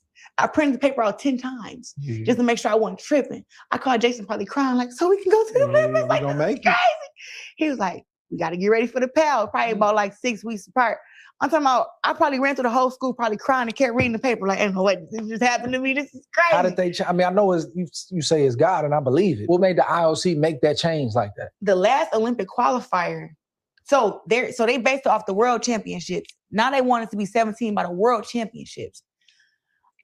It wasn't that at first. They said you had to be 17 by October 6, 2011. I wasn't old enough. The president of USA Boxing told me. He said 16. 2016, I see you. So in May 2012, you go to the World Championship and you face Savannah Marshall. Did you know about Savannah Marshall before you got there? Nope. You knew nothing about her? It was my first international tournament. Really? Yeah. In China? In China. Did y'all meet in the finals? No, we met. So let me tell you something about my career, just so you know, because don't be hating on me. Talk to me. I've never got no other medal but gold. I've never got no silver or no. No, we met. So, I kept reading the paper like, ain't no way, this just happened to me. This is crazy. How did they? I mean, I know you say it's God, and I believe it. What made the IOC make that change like that? The last Olympic qualifier. So they based it off the World Championships. Now they want it to be 17 by the World Championships. It wasn't that at first. They said you had to be 17 by October 6, 2011. I wasn't old enough. The president of USA Boxing told me. He said 16. 2016, I see you. So in May 2012, you go to the World Championship and you faced Savannah Marshall. Did you know about Savannah Marshall before you got there? Nope. You knew nothing about her? It was my first international tournament. Really? Yep. In China? In China. Did y'all meet in the finals? No, we met. So let me tell you something about my career, just so you know, because don't be hating on me. Talk to me. I've never got no other medal but gold. I've never got no silver or no bronze. I believe it. So why do I say that? Because I beat a girl named Ronnie Pooji the first day. And then the second day I fought against Marshall. That wasn't the semifinals, quarterfinals, no nothing. It was just second day. The day after that would have been the quarterfinals. I lost that day. I lost the second day, so I didn't medal. I didn't place. That was it. How did you deal with it though? Because that was your first loss. Yep, 26-1. How did you 26 deal with wins, it? 1 loss. Honestly, I took it really hard. You know, I cried about it. I was mad about it. I watched the fight over and over and over again because in the fight, I didn't get hurt. I wasn't wobbled. She didn't get an 8 count on me. And the thing is, at that time, if my skill couldn't get you, I knew that my dog would get you. So it was one or the other. And it was like, she didn't outskill me, but I don't feel like she definitely didn't outdog me. So I'm like, how she won the fight? So I watched the fight over and over again. And to this day, I'm 29 years old, and I can tell you, I didn't lose that fight. You still feel like that? 100%. All the fans feel like that because they tried to leak the film on YouTube before we fought to play mental games. And then they took it down because all the UK fans was like, yo, she said she walked Clarissa down and beat her up. And it's like she running the whole fight. She running, she holding, I'm landing punches on her. The whole narrative has been switched. Savannah Marshall used that moment to build up her whole career. To say, oh yeah, I beat Clarissa. You didn't beat me. You know what she just said. Come on, Clarissa. You gotta own your losses, Clarissa. Come on. I beat her and I beat her. She don't believe you beat her. Undisputed. But what the loss did, see, I gotta keep going back to God because it's so powerful. I had got maybe a little comfortable at the age of 16. I was beating everybody. I had beat Franchon Cruz. I had beat Tika Hemingway. All these girls was like the number 1s, number 2s, number 3s. Girls who they had going to the Olympics and represent. They've been around for 10 plus years already. I'm coming in, the newbie off the block, the youngest, the least experienced, and I'm beating these girls. Right. So now that we go into the international boxing, I felt the same way. What I did with Savannah was I didn't look up her footage. I didn't know how tall she was, how long she was. I didn't know who she was. I didn't know that she even spoke English. I didn't know. So all the things that I didn't know played against me in the fight. Now, do I feel like I still won? Yes. But that fight made me so mad when I lost. The next 3 months leading up to the Olympics, I went from running 2 miles a day to where I was running 6 miles one day, 4 miles the next. 6 miles one day, 4 miles the next. I wasn't taking off no Sundays. I'm punching the bag. And when my arm get tired, usually I used to drop my arm like, all right, man, the bell ain't even run yet, but we got like 10 seconds. Now I'm punching through the bell. I'm running more miles. I'm more locked in. I'm more focused. I cut my little boyfriend off I had at the time. I really locked in for 3 months and was like, I am not being denied my gold medal at these Olympics. And when I did that, that was the change. And so it's like without that loss there, I think I probably would have got a bronze because I had plenty of conversations with God, and God was like, you didn't ask me. I replay it all the time. He said, you didn't ask me to keep you undefeated. You asked me to win a gold medal. That's what you asked.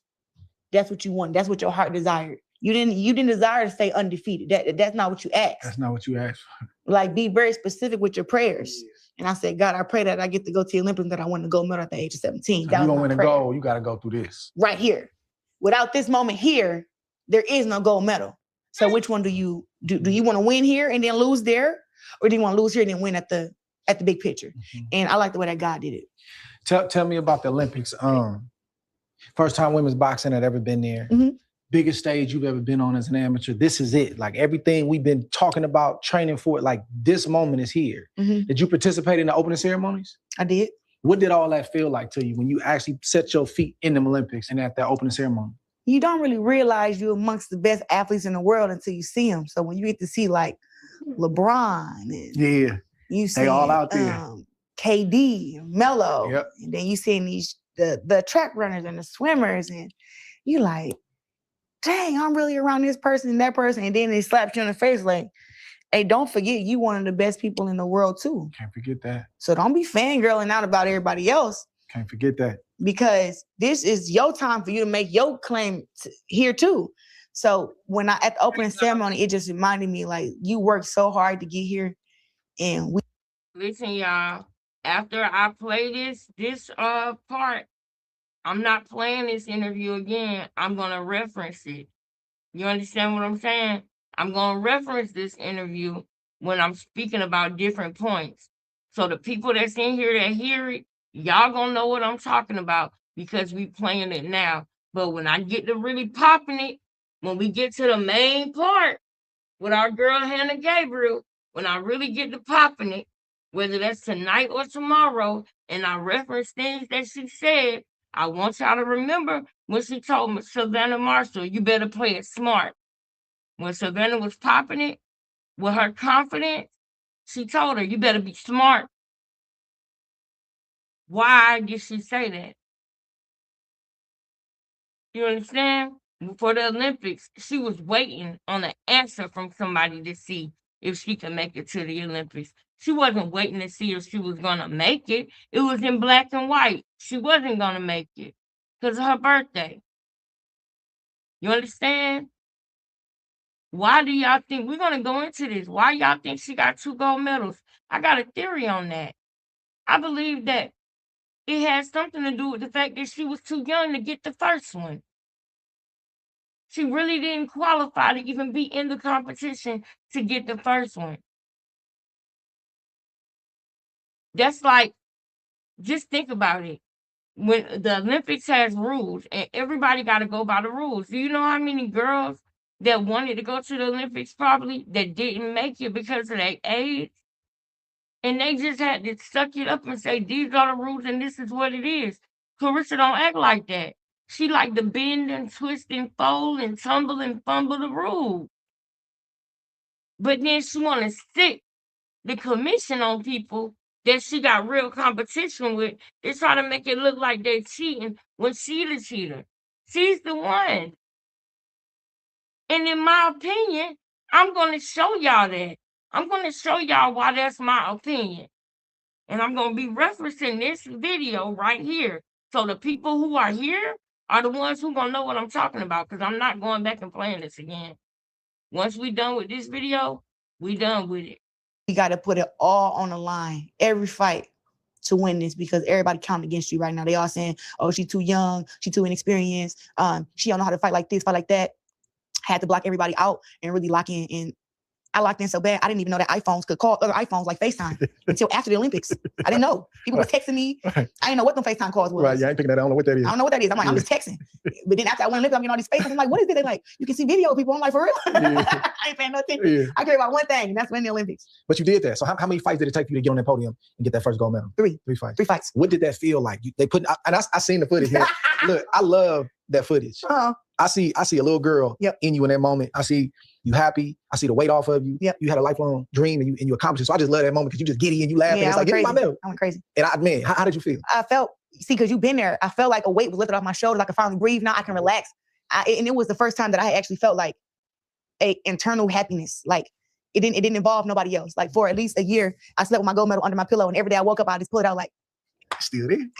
I think the first night I went to sleep and I put it under my pillow and I woke up and I was like, I fought already. And I'm like, oh, I pray to God I ain't tricked myself to think there's no gold, it's the silver, man. And I lifted up the pillow. I'm like, still gold. Come on.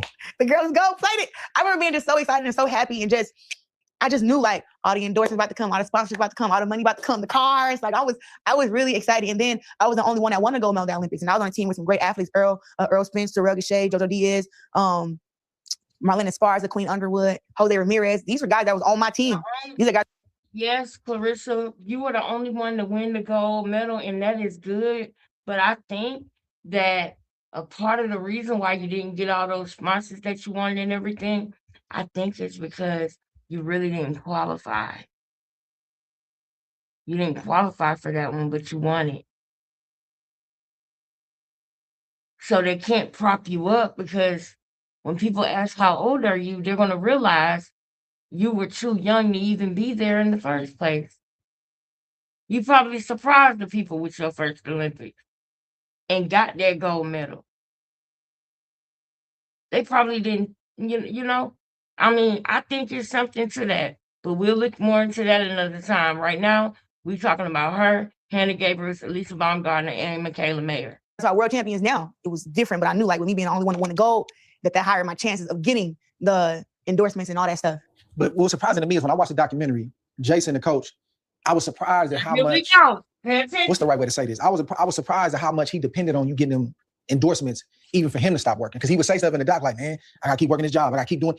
And like he kept bringing up the fact that he was like, we gotta get these. We're running out of time. He would say stuff like that. And I'm like, man, he was really like dependent on them endorsements coming through after them Olympics. Yeah.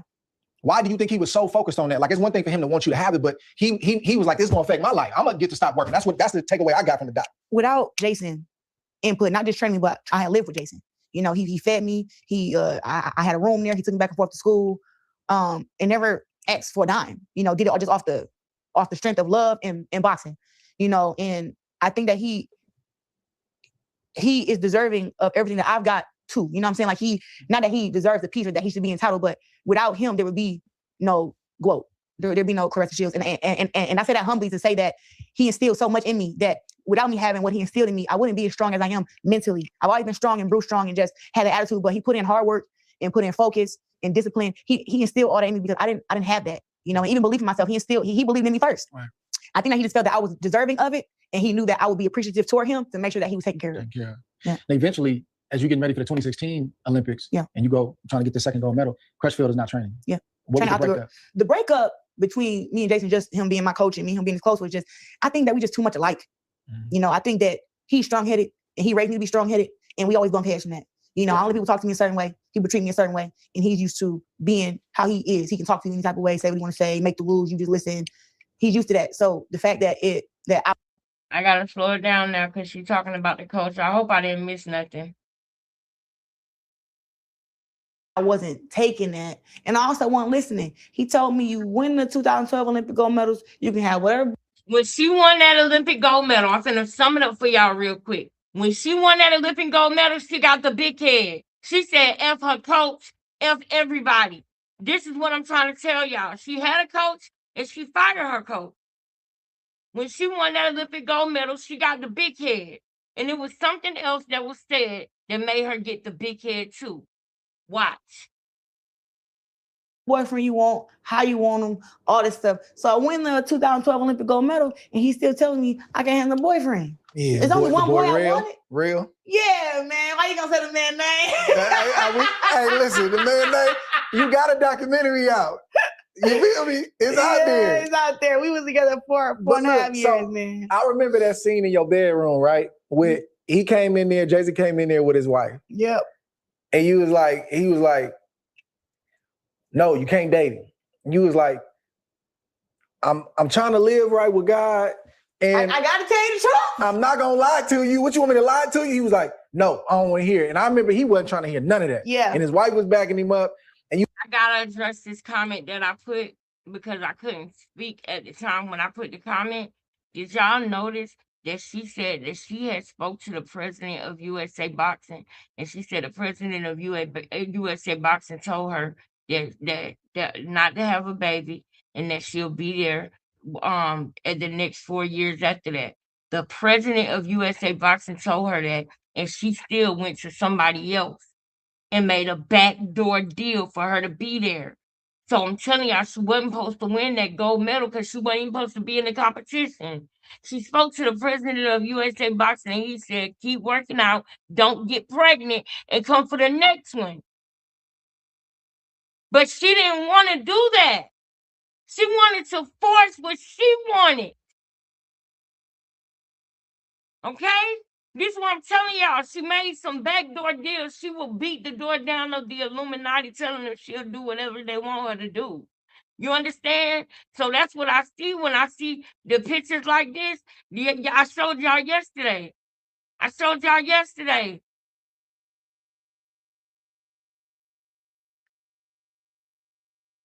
She will make deals with the devil. She won't be like Job. She won't be like that. She'll do whatever she gotta do to get what she wants, to win, or to make it look like she won. That's why when records got her the way they got her is because her ego is so fragile that she could get paid in applause and not realize that she getting screwed over because they cheering her along the whole way there. She's literally on a downward spiral right now. And this is not what I want for her. This is what I see happening. And she can't see it because everybody around her is calling her the GOAT. Is saying, yeah, go, go, go, go. And she don't realize she's going in the wrong direction. But they cheering her on. So she not asking about why she ain't got no more money. When she gonna get her money. I'm telling you what I know. Her ego is so fragile that they don't have to pay her money. They can big her ego up and make her feel like $1 million. Do you hear what I'm telling you, sister? Put a 1 in the chat if you caught that. Please, put a 1 in the chat if you caught that. You want me to lie about it? Nah, you gonna lose your focus and you gotta dump it. So when I seen that, I was like, before I watched the rest of the doc, I didn't know what happened with y'all. I was like, that ain't gonna work. No, because at this time now, I'm 18 years old. I done graduated high school now. But what was the problem though? Like I can see, it was the and problem. it was somebody in the gym. So it's like, if he was concerned, he at least he could see what's going on for the most part and have an idea. Okay, she's still focused. Man, honestly, Jason knew that I was very pure and I was still a virgin at this time and I hadn't done nothing. And he wanted me to keep that. And he also knew that on the flip side, I was very naive. So at this time, Real, my guy, my dude, I love him to death. Well, he was out here doing his thing. I didn't know about that. So I think Jason was trying to protect me. So he knew about it. From getting my heart broke, getting my feelings hurt. Because, when women get their feelings hurt and girls, sometimes like they may quit coming to the gym. Oh, he at the gym, I don't want to go to the gym and see him because he there. Or we going through a breakup, so now I'm all sad and I'm not motivated, whatever. Right. So he was trying to protect me from that. I can say that now that I'm older, but back then, like how I was telling him, I don't want to lie to you because I'm not a liar. I didn't know that people actually lied. So when I'm dating this guy who I'm madly in love with, it's my first love, I'm believing him when he's saying, oh, it's just me and you, and I'm gonna wait on you and all this stuff. We're gonna get married. I'm just believing all this stuff. Are you believing Pap too? Are you believing Papoose? I told you last night I see a loop, girl. I see a loop. Are you believing Papoose too? And Jason like, yes. He trying to protect me, but also keep me focused. And I was just so like, he saw what you didn't see. He saw what I didn't see, but I was just so rebellious against it because it was like, I love this guy. Well, I was siding with you in that moment because I was like, she doing the right thing. I'm telling the truth. That's the right thing to do. But then Real, he got me too because I believed him. I'm like, dude, quiet. He's staying out the way. He just in the gym. Yeah, but them be the ones. That's why you don't be knowing, man. Them be the ones. But you know what? Me and him had 4.5 years together, and we didn't get into like our first argument or disagreement till we was together for like 2.5 years. Yeah. But I still feel like if Jason would have just let it play out instead of trying to break it apart, if he would have let it stay together, I would have thought of things sooner and we would have broke up sooner. But it was like he was just like, it was at a time where I'm like, I'm just gonna be with him just because I know it's now you want to break us up so bad, we gotta make sure we fight to stay together. We gotta fight to stay together, and is that how you feel about the social media trying to explain to you that Papoose is not good for you and that Papoose is using you? Do you not realize that you're in a loop? But I don't care because what you did to Hannah Gabriel's, because of what you did to other people. I don't care about the fact that Papoose is doing the same thing. You are literally in a loop and you don't even care. You don't even realize it. You don't even realize that you're going through the same thing because you didn't do it right. You didn't pass the test. So you're going through it again, girl. And I don't know if you got somebody around you that's going to tell you because everybody's scared of you. Them 3 girls, I seen the way you spoke to them. And I played a video of how you spoke to them when you be hyped up on them steroids. Y'all were joking about it the other day, how nobody don't want to be around you when you in training camp. I heard it. I don't remember exactly what channel I was listening to, but some of y'all in the chat might have heard it too. Do y'all remember somebody playing? I don't know who it was, but it might have been Nala or somebody. I heard somebody covering what she had did for the day, and I heard her friends and her talking about how nobody don't want to be around her during fight time because she be ready to bite somebody's head off. And I'm just sitting there like, yeah, because she be on steroids probably. I told y'all, I had a family member that broke a bone and they had to take a steroid. They had to. They had rods and everything in their arm. And when they take that steroid, no, they have herniated disc in their back too. And when they take that steroid, they get hopped up, they get angry. They'll snap even faster than normal. Like that's what they do to you. It ain't just because you want to win and you working out. It's because you want something that got your mind feeling like, like that rage you be doing all the time. That steroid rage. Shout out to Nala.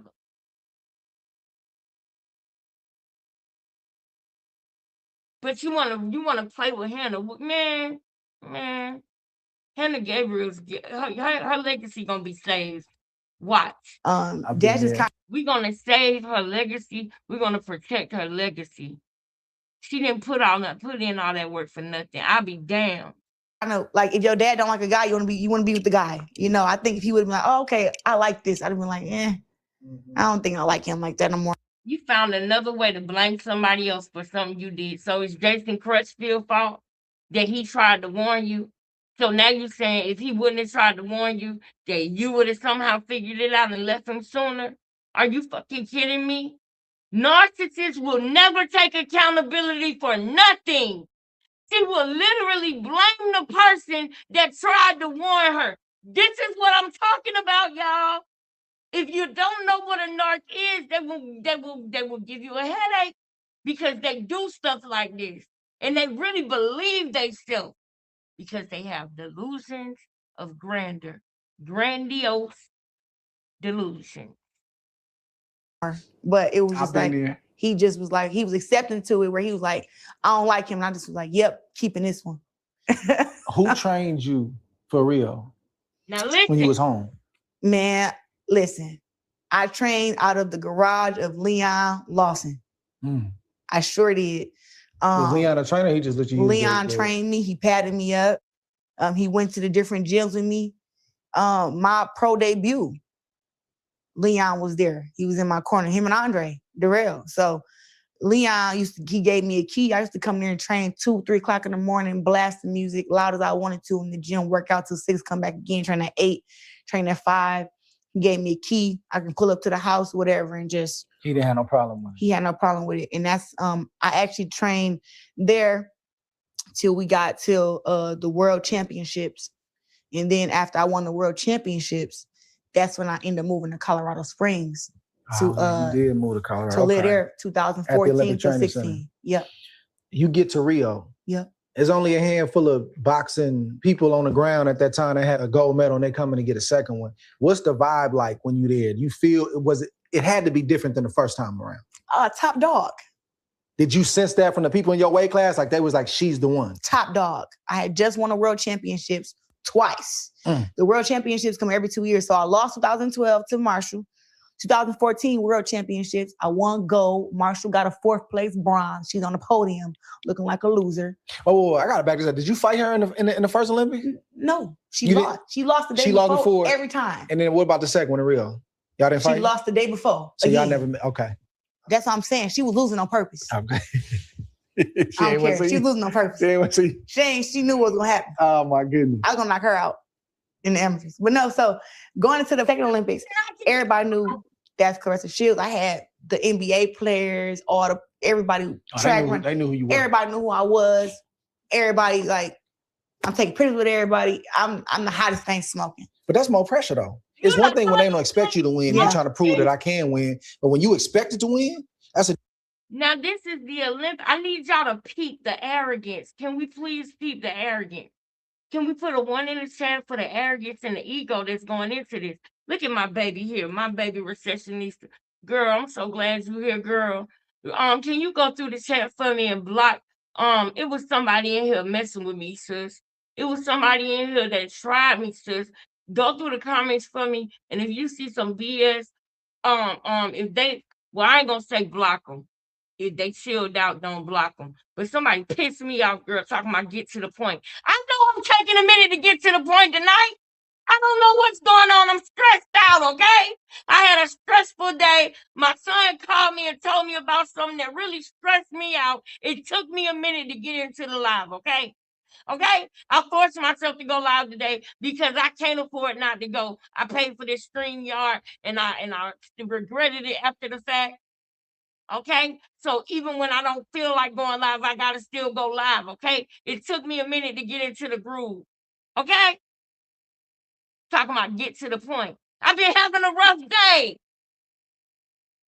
I got the world on my shoulders, man, and I'm trying to just push through.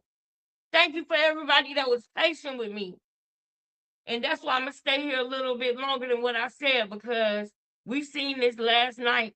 So we got to do a little bit more than what we did last night. So I'm zipping it now. Love you, recessionista. Different type of pressure. I had already been through this whole thing already, so it was like I'm not being denied, and I also was not at a standstill. It's different if I was the same fighter from 17 till I was 21. I had grown so much and gotten so much better and so much smarter. What they listen, they had no chance. It wasn't no denying me. Remember Coach Billy, who worked with Team USA, he from Ireland.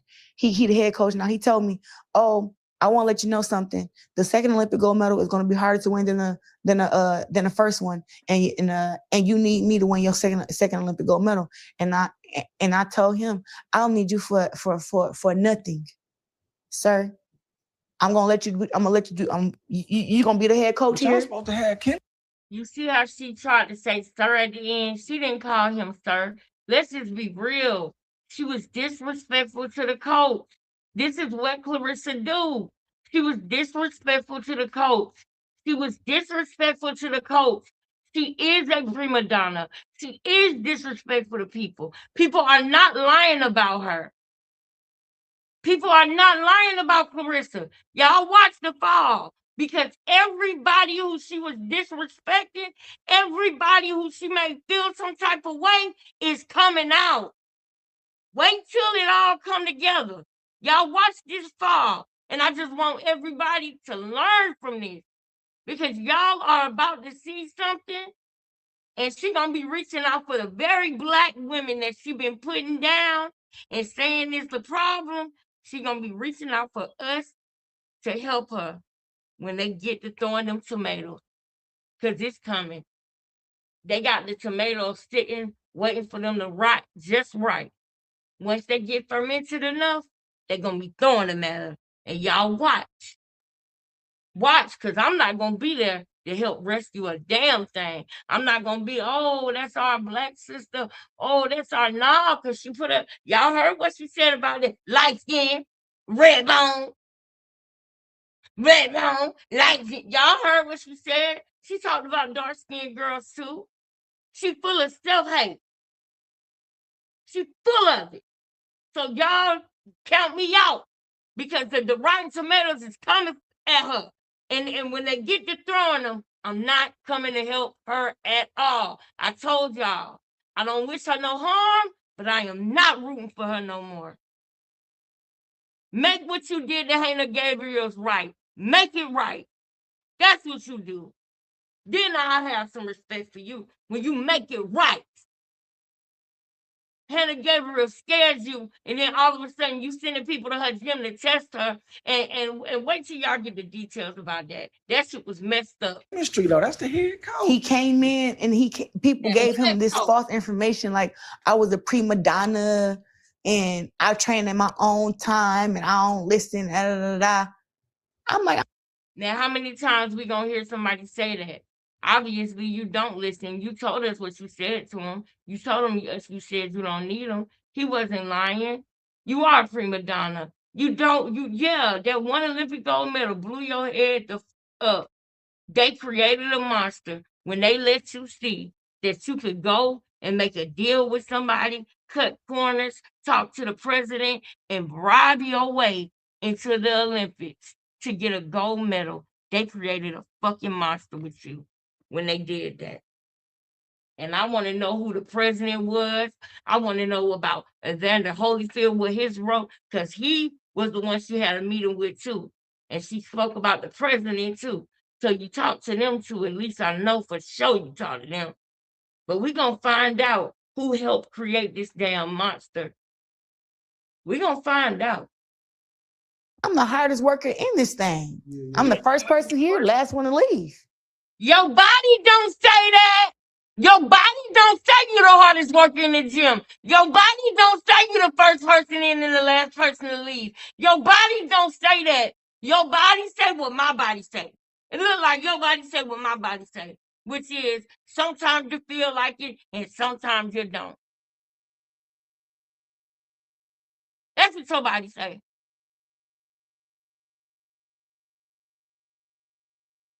So I don't know where he got that information from, but that's how he came out the gate at me. And I told him, I said, listen, I don't need you to win the second Olympic gold medal, and I need you the first time. What I'm going to tell you is I've already been told that I'm going to win the gold medal. I've already been told that I'm going to win the gold medal.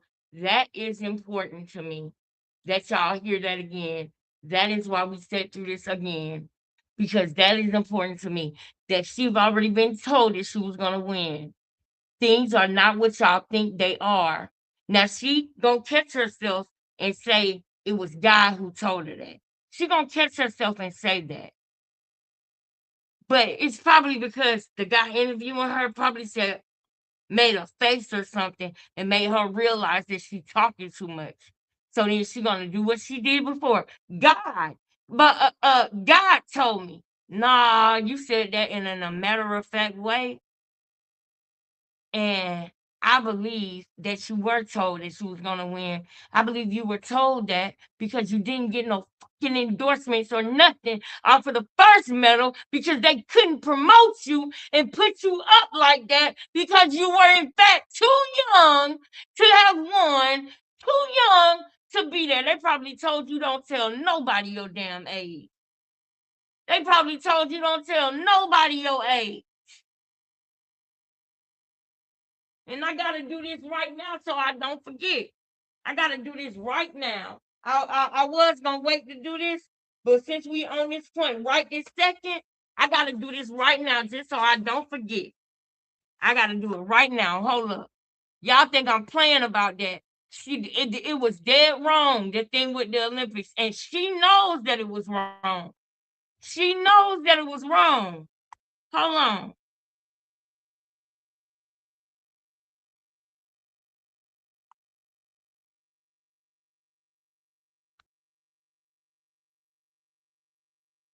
Y'all think I'm playing. I'm so serious. Now watch this, y'all. Hold up. I gotta make sure it's the right one. All right, look. On the Zone, Now look, live streaming network, and is being housed by. I want y'all to hear. Mercy. First. Listen, I want y'all to hear how she tries to say 16 and Frenchine gonna correct her and say 15. But she tries to lie and Frenchine corrects her for a reason. Listen. Ooh, y'all. These furs is hot. They cute, but they hot. They fake too? Are they cute, fake, and hot? Are they fake and on fire? Are they fake, funky, and on fire? Lord have mercy. First I want to give a thanks to my Lord and Savior Jesus Christ. Oh yeah, you know why she started saying that? Because Alicia Baumgartner says that. And she says it just in that exact way. When she got unified, she said, I wanted to first thank my Lord and Savior Jesus Christ. And she got unified on her, well, she was on her cycle fighting and beat that girl in that ring. 3-minute rounds, 12 rounds, 3 minutes. Man, get up out of here, man. Get up out of here. You say that because Alicia was saying that and you took that line. Man, I don't like that. You know how I feel about God, y'all. I love God so much. I don't like people playing. Thank God for the opportunity. I want to thank Salida Promotions. I want to thank anybody who has been a part of my team. And they're not a part of my team anymore. So to Mark Taffet, I work with him. Woo! Wait a minute. Ego. Ego. Did you see this boxing Ego? Now, this is important. I didn't even know we was going to stumble upon this. Boxing Ego put out a video showing that Clarissa Shields once had Mark Taffet as her manager. And Boxing Ego showed when Mark Taffet was there and when Mark Taffet wasn't there. And we wanted to know what happened to Mark Taffet, and not only what happened to him, but is Papoose her manager? And now we are getting answers. Papoose is here with a mink on. He here with a mink on. Mark Taffet didn't need you to buy him no mink. But I wonder, how did you fire Mark Taffet? I've always wondered that. And you just brought Mark Taffet up. Now, I wonder what you're going to say.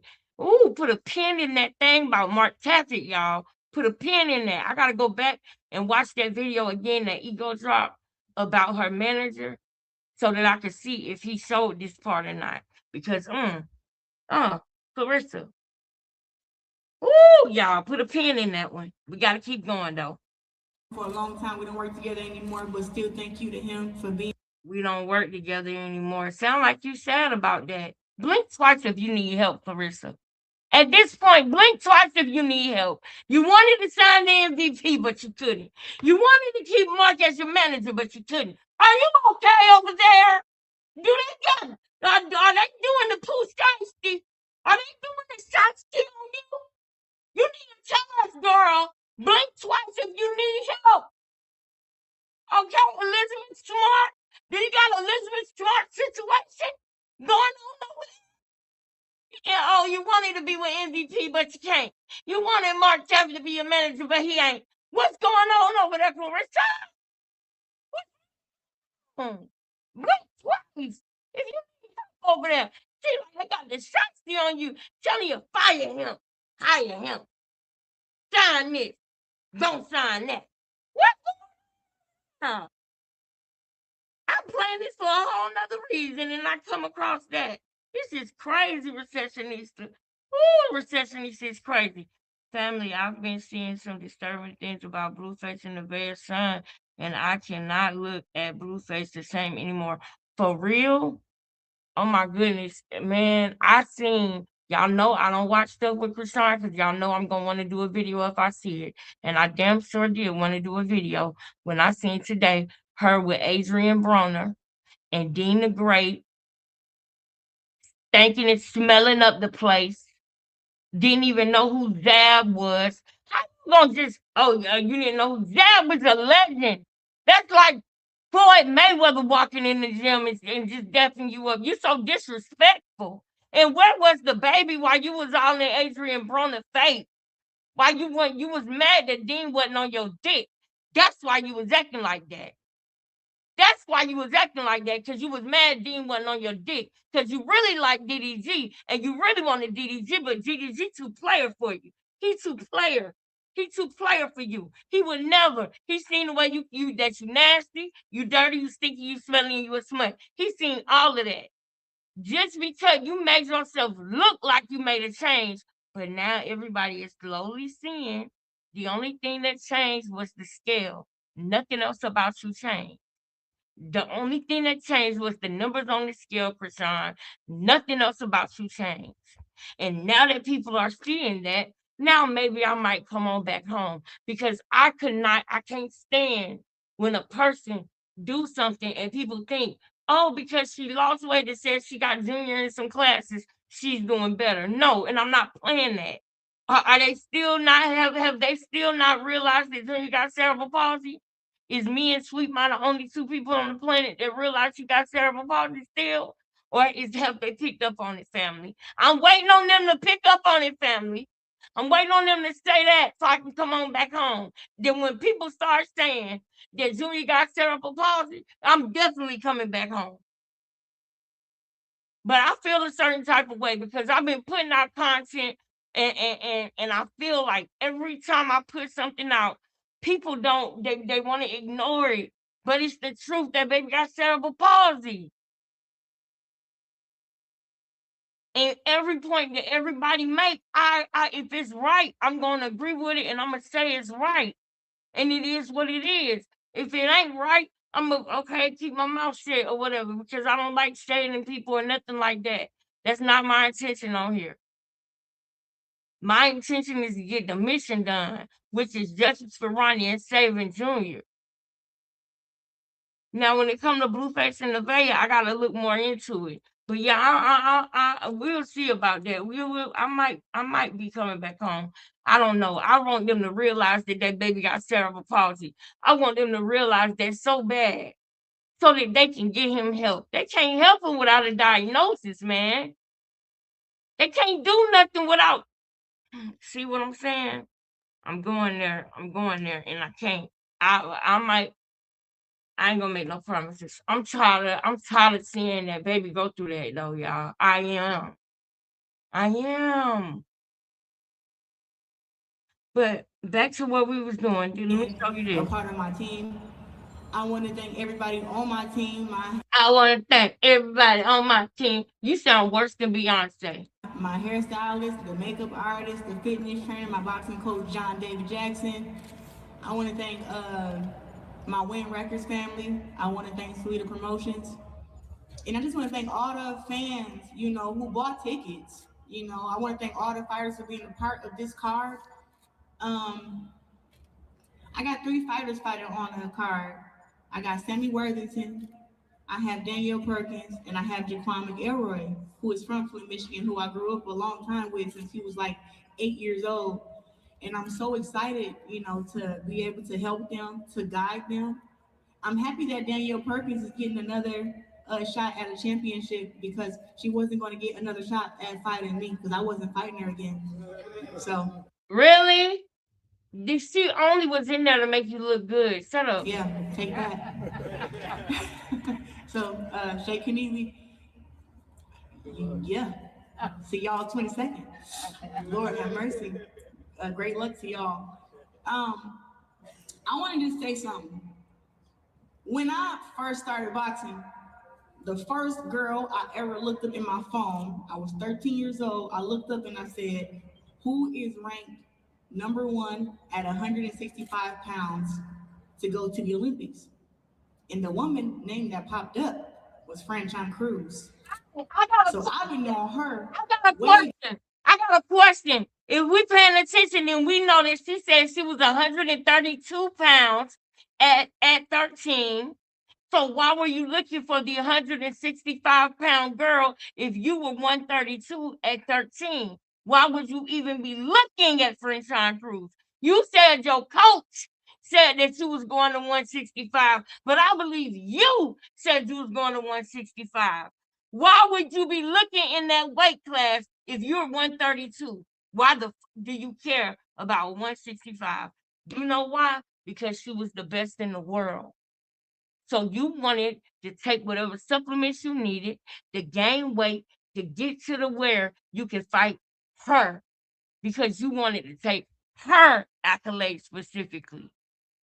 Because the people in your weight class, it was competitive, but the best in the world, pound for pound, was her. So you wanted to put on pounds so that you could be big enough to fight her. But you put it on your coach to say your coach said that you needed it. I'm sick of you with your fucking lies, girl. I'm sick of you with your lies. Some people can't keep up. I can. You slow. You the slow one. We see what you're doing. Before she knew about me, I was 13 when they told us that they were allowing women to go to the Olympics. And I didn't know if I would be old enough in 2012 to even go to the Olympics. But I was like, if I am old enough and I do get the opportunity, I'm going to have to be her. at 13. So she was my motivation back then. I found film of her on YouTube. I watched her. You see what I'm saying? Hannah Gabriels had not fought in 2 years. She didn't have nothing to watch on Hannah Gabriels. She didn't have nothing to watch on her to be able to tell if she would have been how she fight or nothing. She felt like she was going in there blind.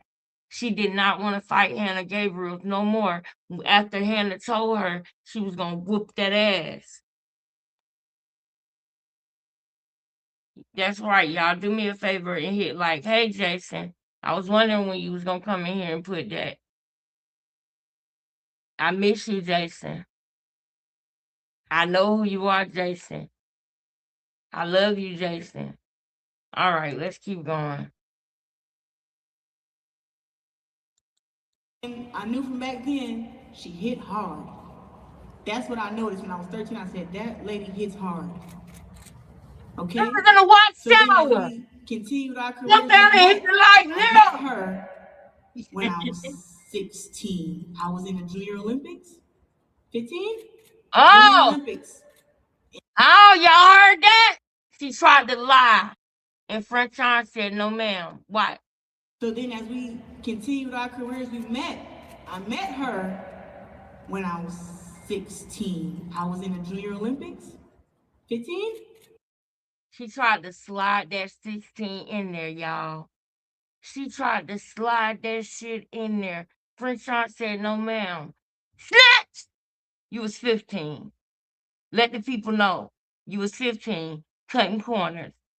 You was 15.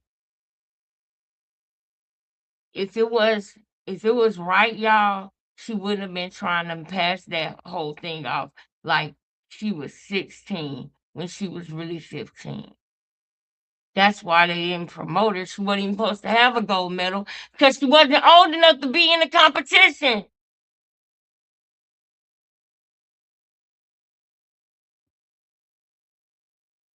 Man, now, let's go back over here where we were.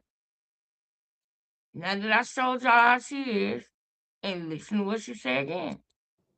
He said, tell about who? I said, God. God has already told you, I'm gonna let you do, you gonna be the head coach But y'all here? supposed to have chemistry though. That's the head coach. He came in and people gave him this false information like I was a prima donna and I train in my own time and I don't listen, da, da, da, da. I'm like, I'm the hardest worker in this thing. Yeah. I'm the first person here, last one to leave.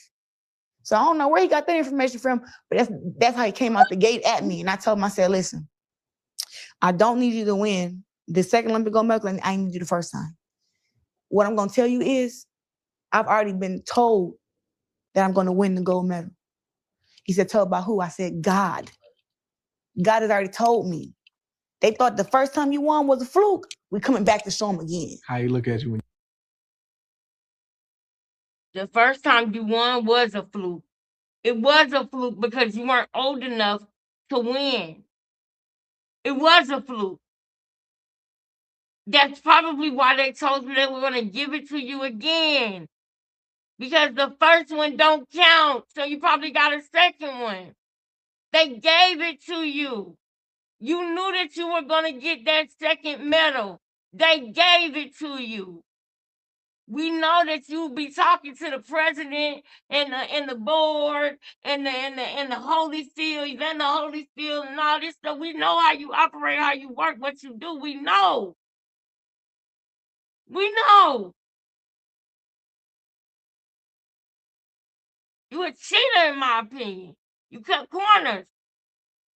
you say that? He's awesome.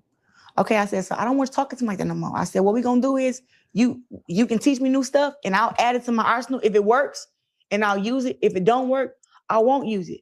But we gotta understand, we don't talk to each other like that and we don't put doubt in each other's mind. That's not what we do. And he was like, okay, all right. I said, all right. Y'all was good from then on? No, we still had problems after that. Yeah. We still had problems because it was like, I'm not a people pleaser. We know that. You know that I'm not a people. I don't care. You're gonna speak your mind. I'm gonna speak my mind, my opinion, my facts, whatever. So he used to yell out stuff in the corner for us to do at these fights, and I wouldn't do it. As long as I won the fight, I'm good. But he wants you to do stuff that he wants you to do. No, because if I lose, I can say I lost because I did it my way. Not because I did something you told me to do, it didn't work out. Because I almost got dropped before doing some stuff he called a zigzag or whatever. It's crossing your feet or whatever. His instructions. I almost got dropped one time. So after that, I said, no, I'm not doing that no more. And then I just leaned on my own understanding, but I always trained hard, was in the best shape, took care of myself, massages, everything. I knew how to do it. You don't like working out. I had been there already.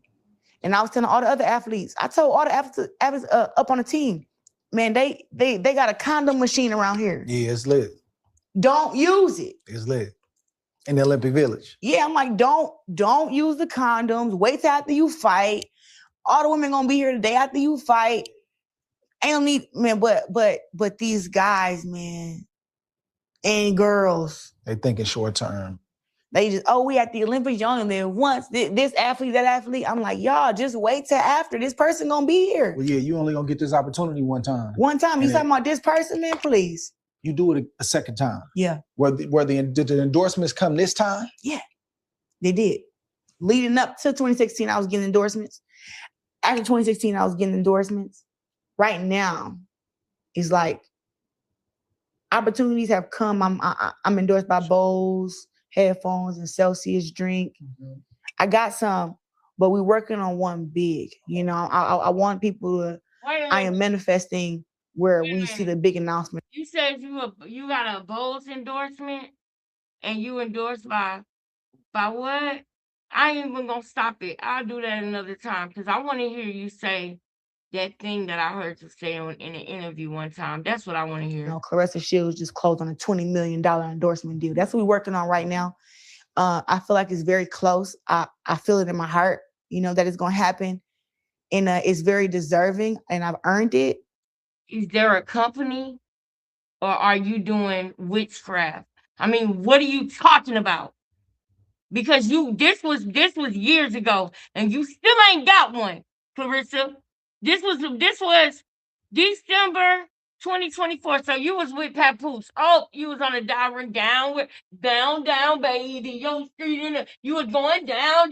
You was going down, girl. You was going down, girl. You down, girl. You down, girl. Cause you in that loop. You in that roller coaster. Every time you get to the top of the loop, it look like you're somewhere different. Cause you at the top of the loop, girl. But when you go down and around, you can't see nothing that look familiar. You don't see nothing that look familiar. Are you looking around? Are you seeing your surroundings, girl? Are you noticing something? Are you seeing the same thing happen over and over again? Girl, you gotta do something different, girl. I'm telling you what I know. I literally am doing this in real time. I gotta do something. I'm knowing that I gotta do something different. It ain't it's not singled out just for no one person. We all in this life experience. But we here to help each other. That's why we're able to communicate and talk, so that we can talk to God, and so that we can talk to each other and help each other. You're in a loop. But I don't care, because what you did to this lady, and who don't deserve it.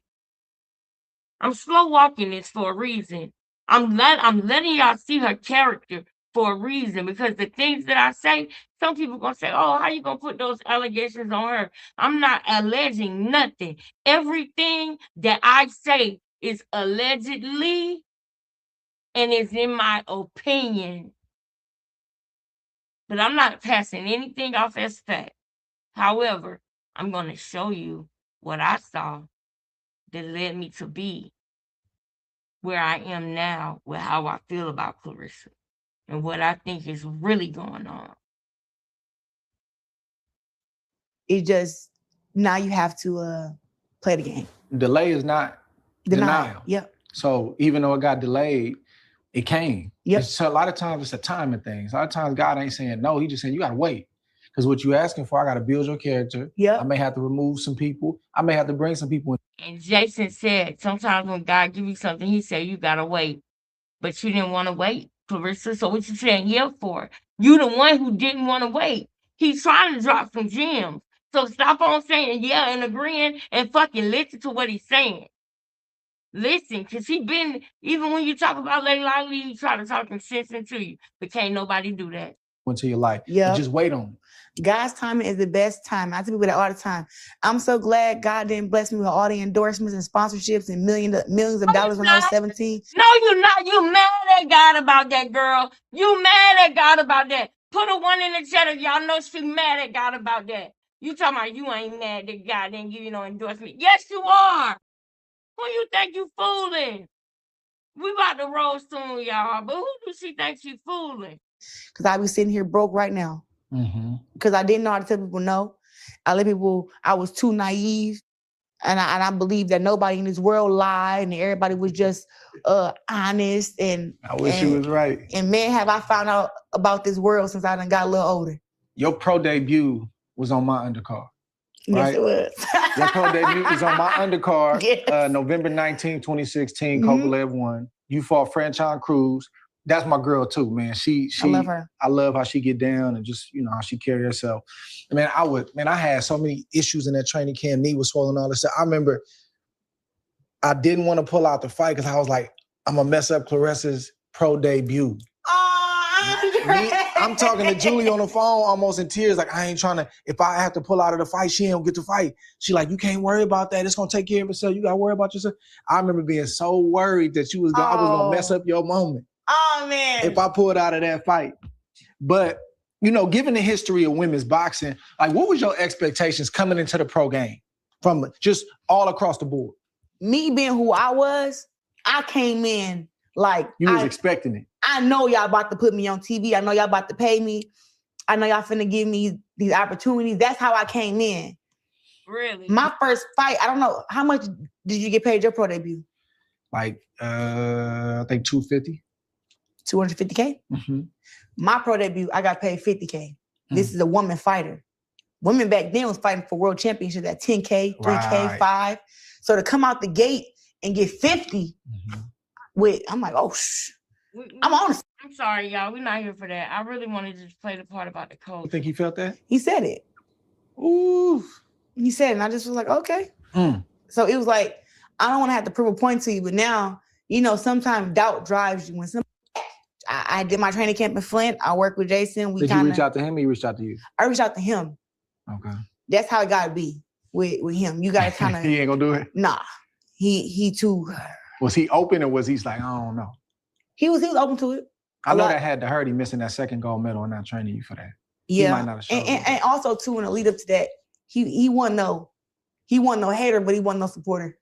He was like, I did my training camp in Flint. I worked with Jason. Got the man, I'd have got way more. My bonus, my first pro fight, everything. So but it carry yourself.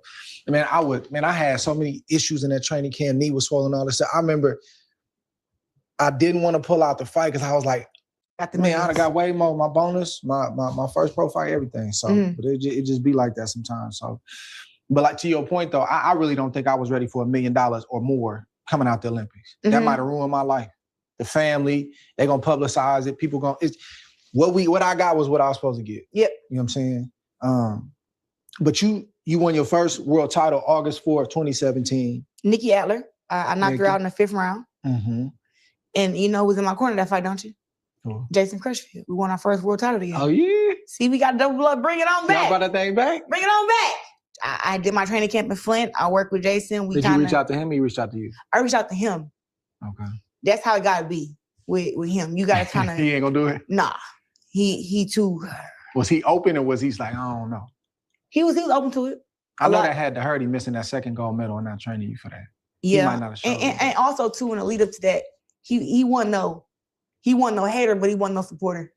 He was like, how you gonna do it without me? Really? Type of deal. And I just was like, knowledge, you taught me everything. It's not like I forget it just because you're not with me no more. You think he felt that? He said it. Ooh. He said it, and I just was like, okay. So it was like, I don't want to have to prove a point to you, but now, you know, sometimes doubt drives you. When somebody doubts you, especially somebody close to you, you'd be like, you know what? I'm sorry to have to put my foot in your ass on this one, but I'm about to show you. That's a lot of what fighters are driven on. Yep. Doubt. Because whether it's a writer. Imagine that. Imagine a coach that meets you at age 11, sees your potential, and says, you know what? I think that you got potential to go to the Olympics. And you too young to go to this Olympics, but I'm making phone calls for you to try to get you in there. I know this person. I know that person. I'm gonna tell you, why don't you go talk to this person? We working together trying to get you in there, even though you ain't old enough. We trying to break the rules to get you in there. And then we got you in there, and then you got the gold medal. And then you don't need me no more. Then you say me. Then you say me. You gonna do what you wanna do and how you wanna do it. And you talk bad about me and you down me and you got a prima donna attitude. Now your head's so big you can't fit in this gym no more. You gotta go to another gym. And every time you come back for me for help, I'm there for you. When you called me before your pro debut, I trained you. I still showed up for you. And you sitting on here on the couch throwing little shade and shit. Like, that's crazy to me. She flexed on her coach. But I'm gonna go ahead and tell y'all what I was looking for before we go, because it's already 2. There's a part of a part of the interview where somebody asked her, do you think that you would have beat Savannah Marshall if your coach Jason Crutchfield would have been there?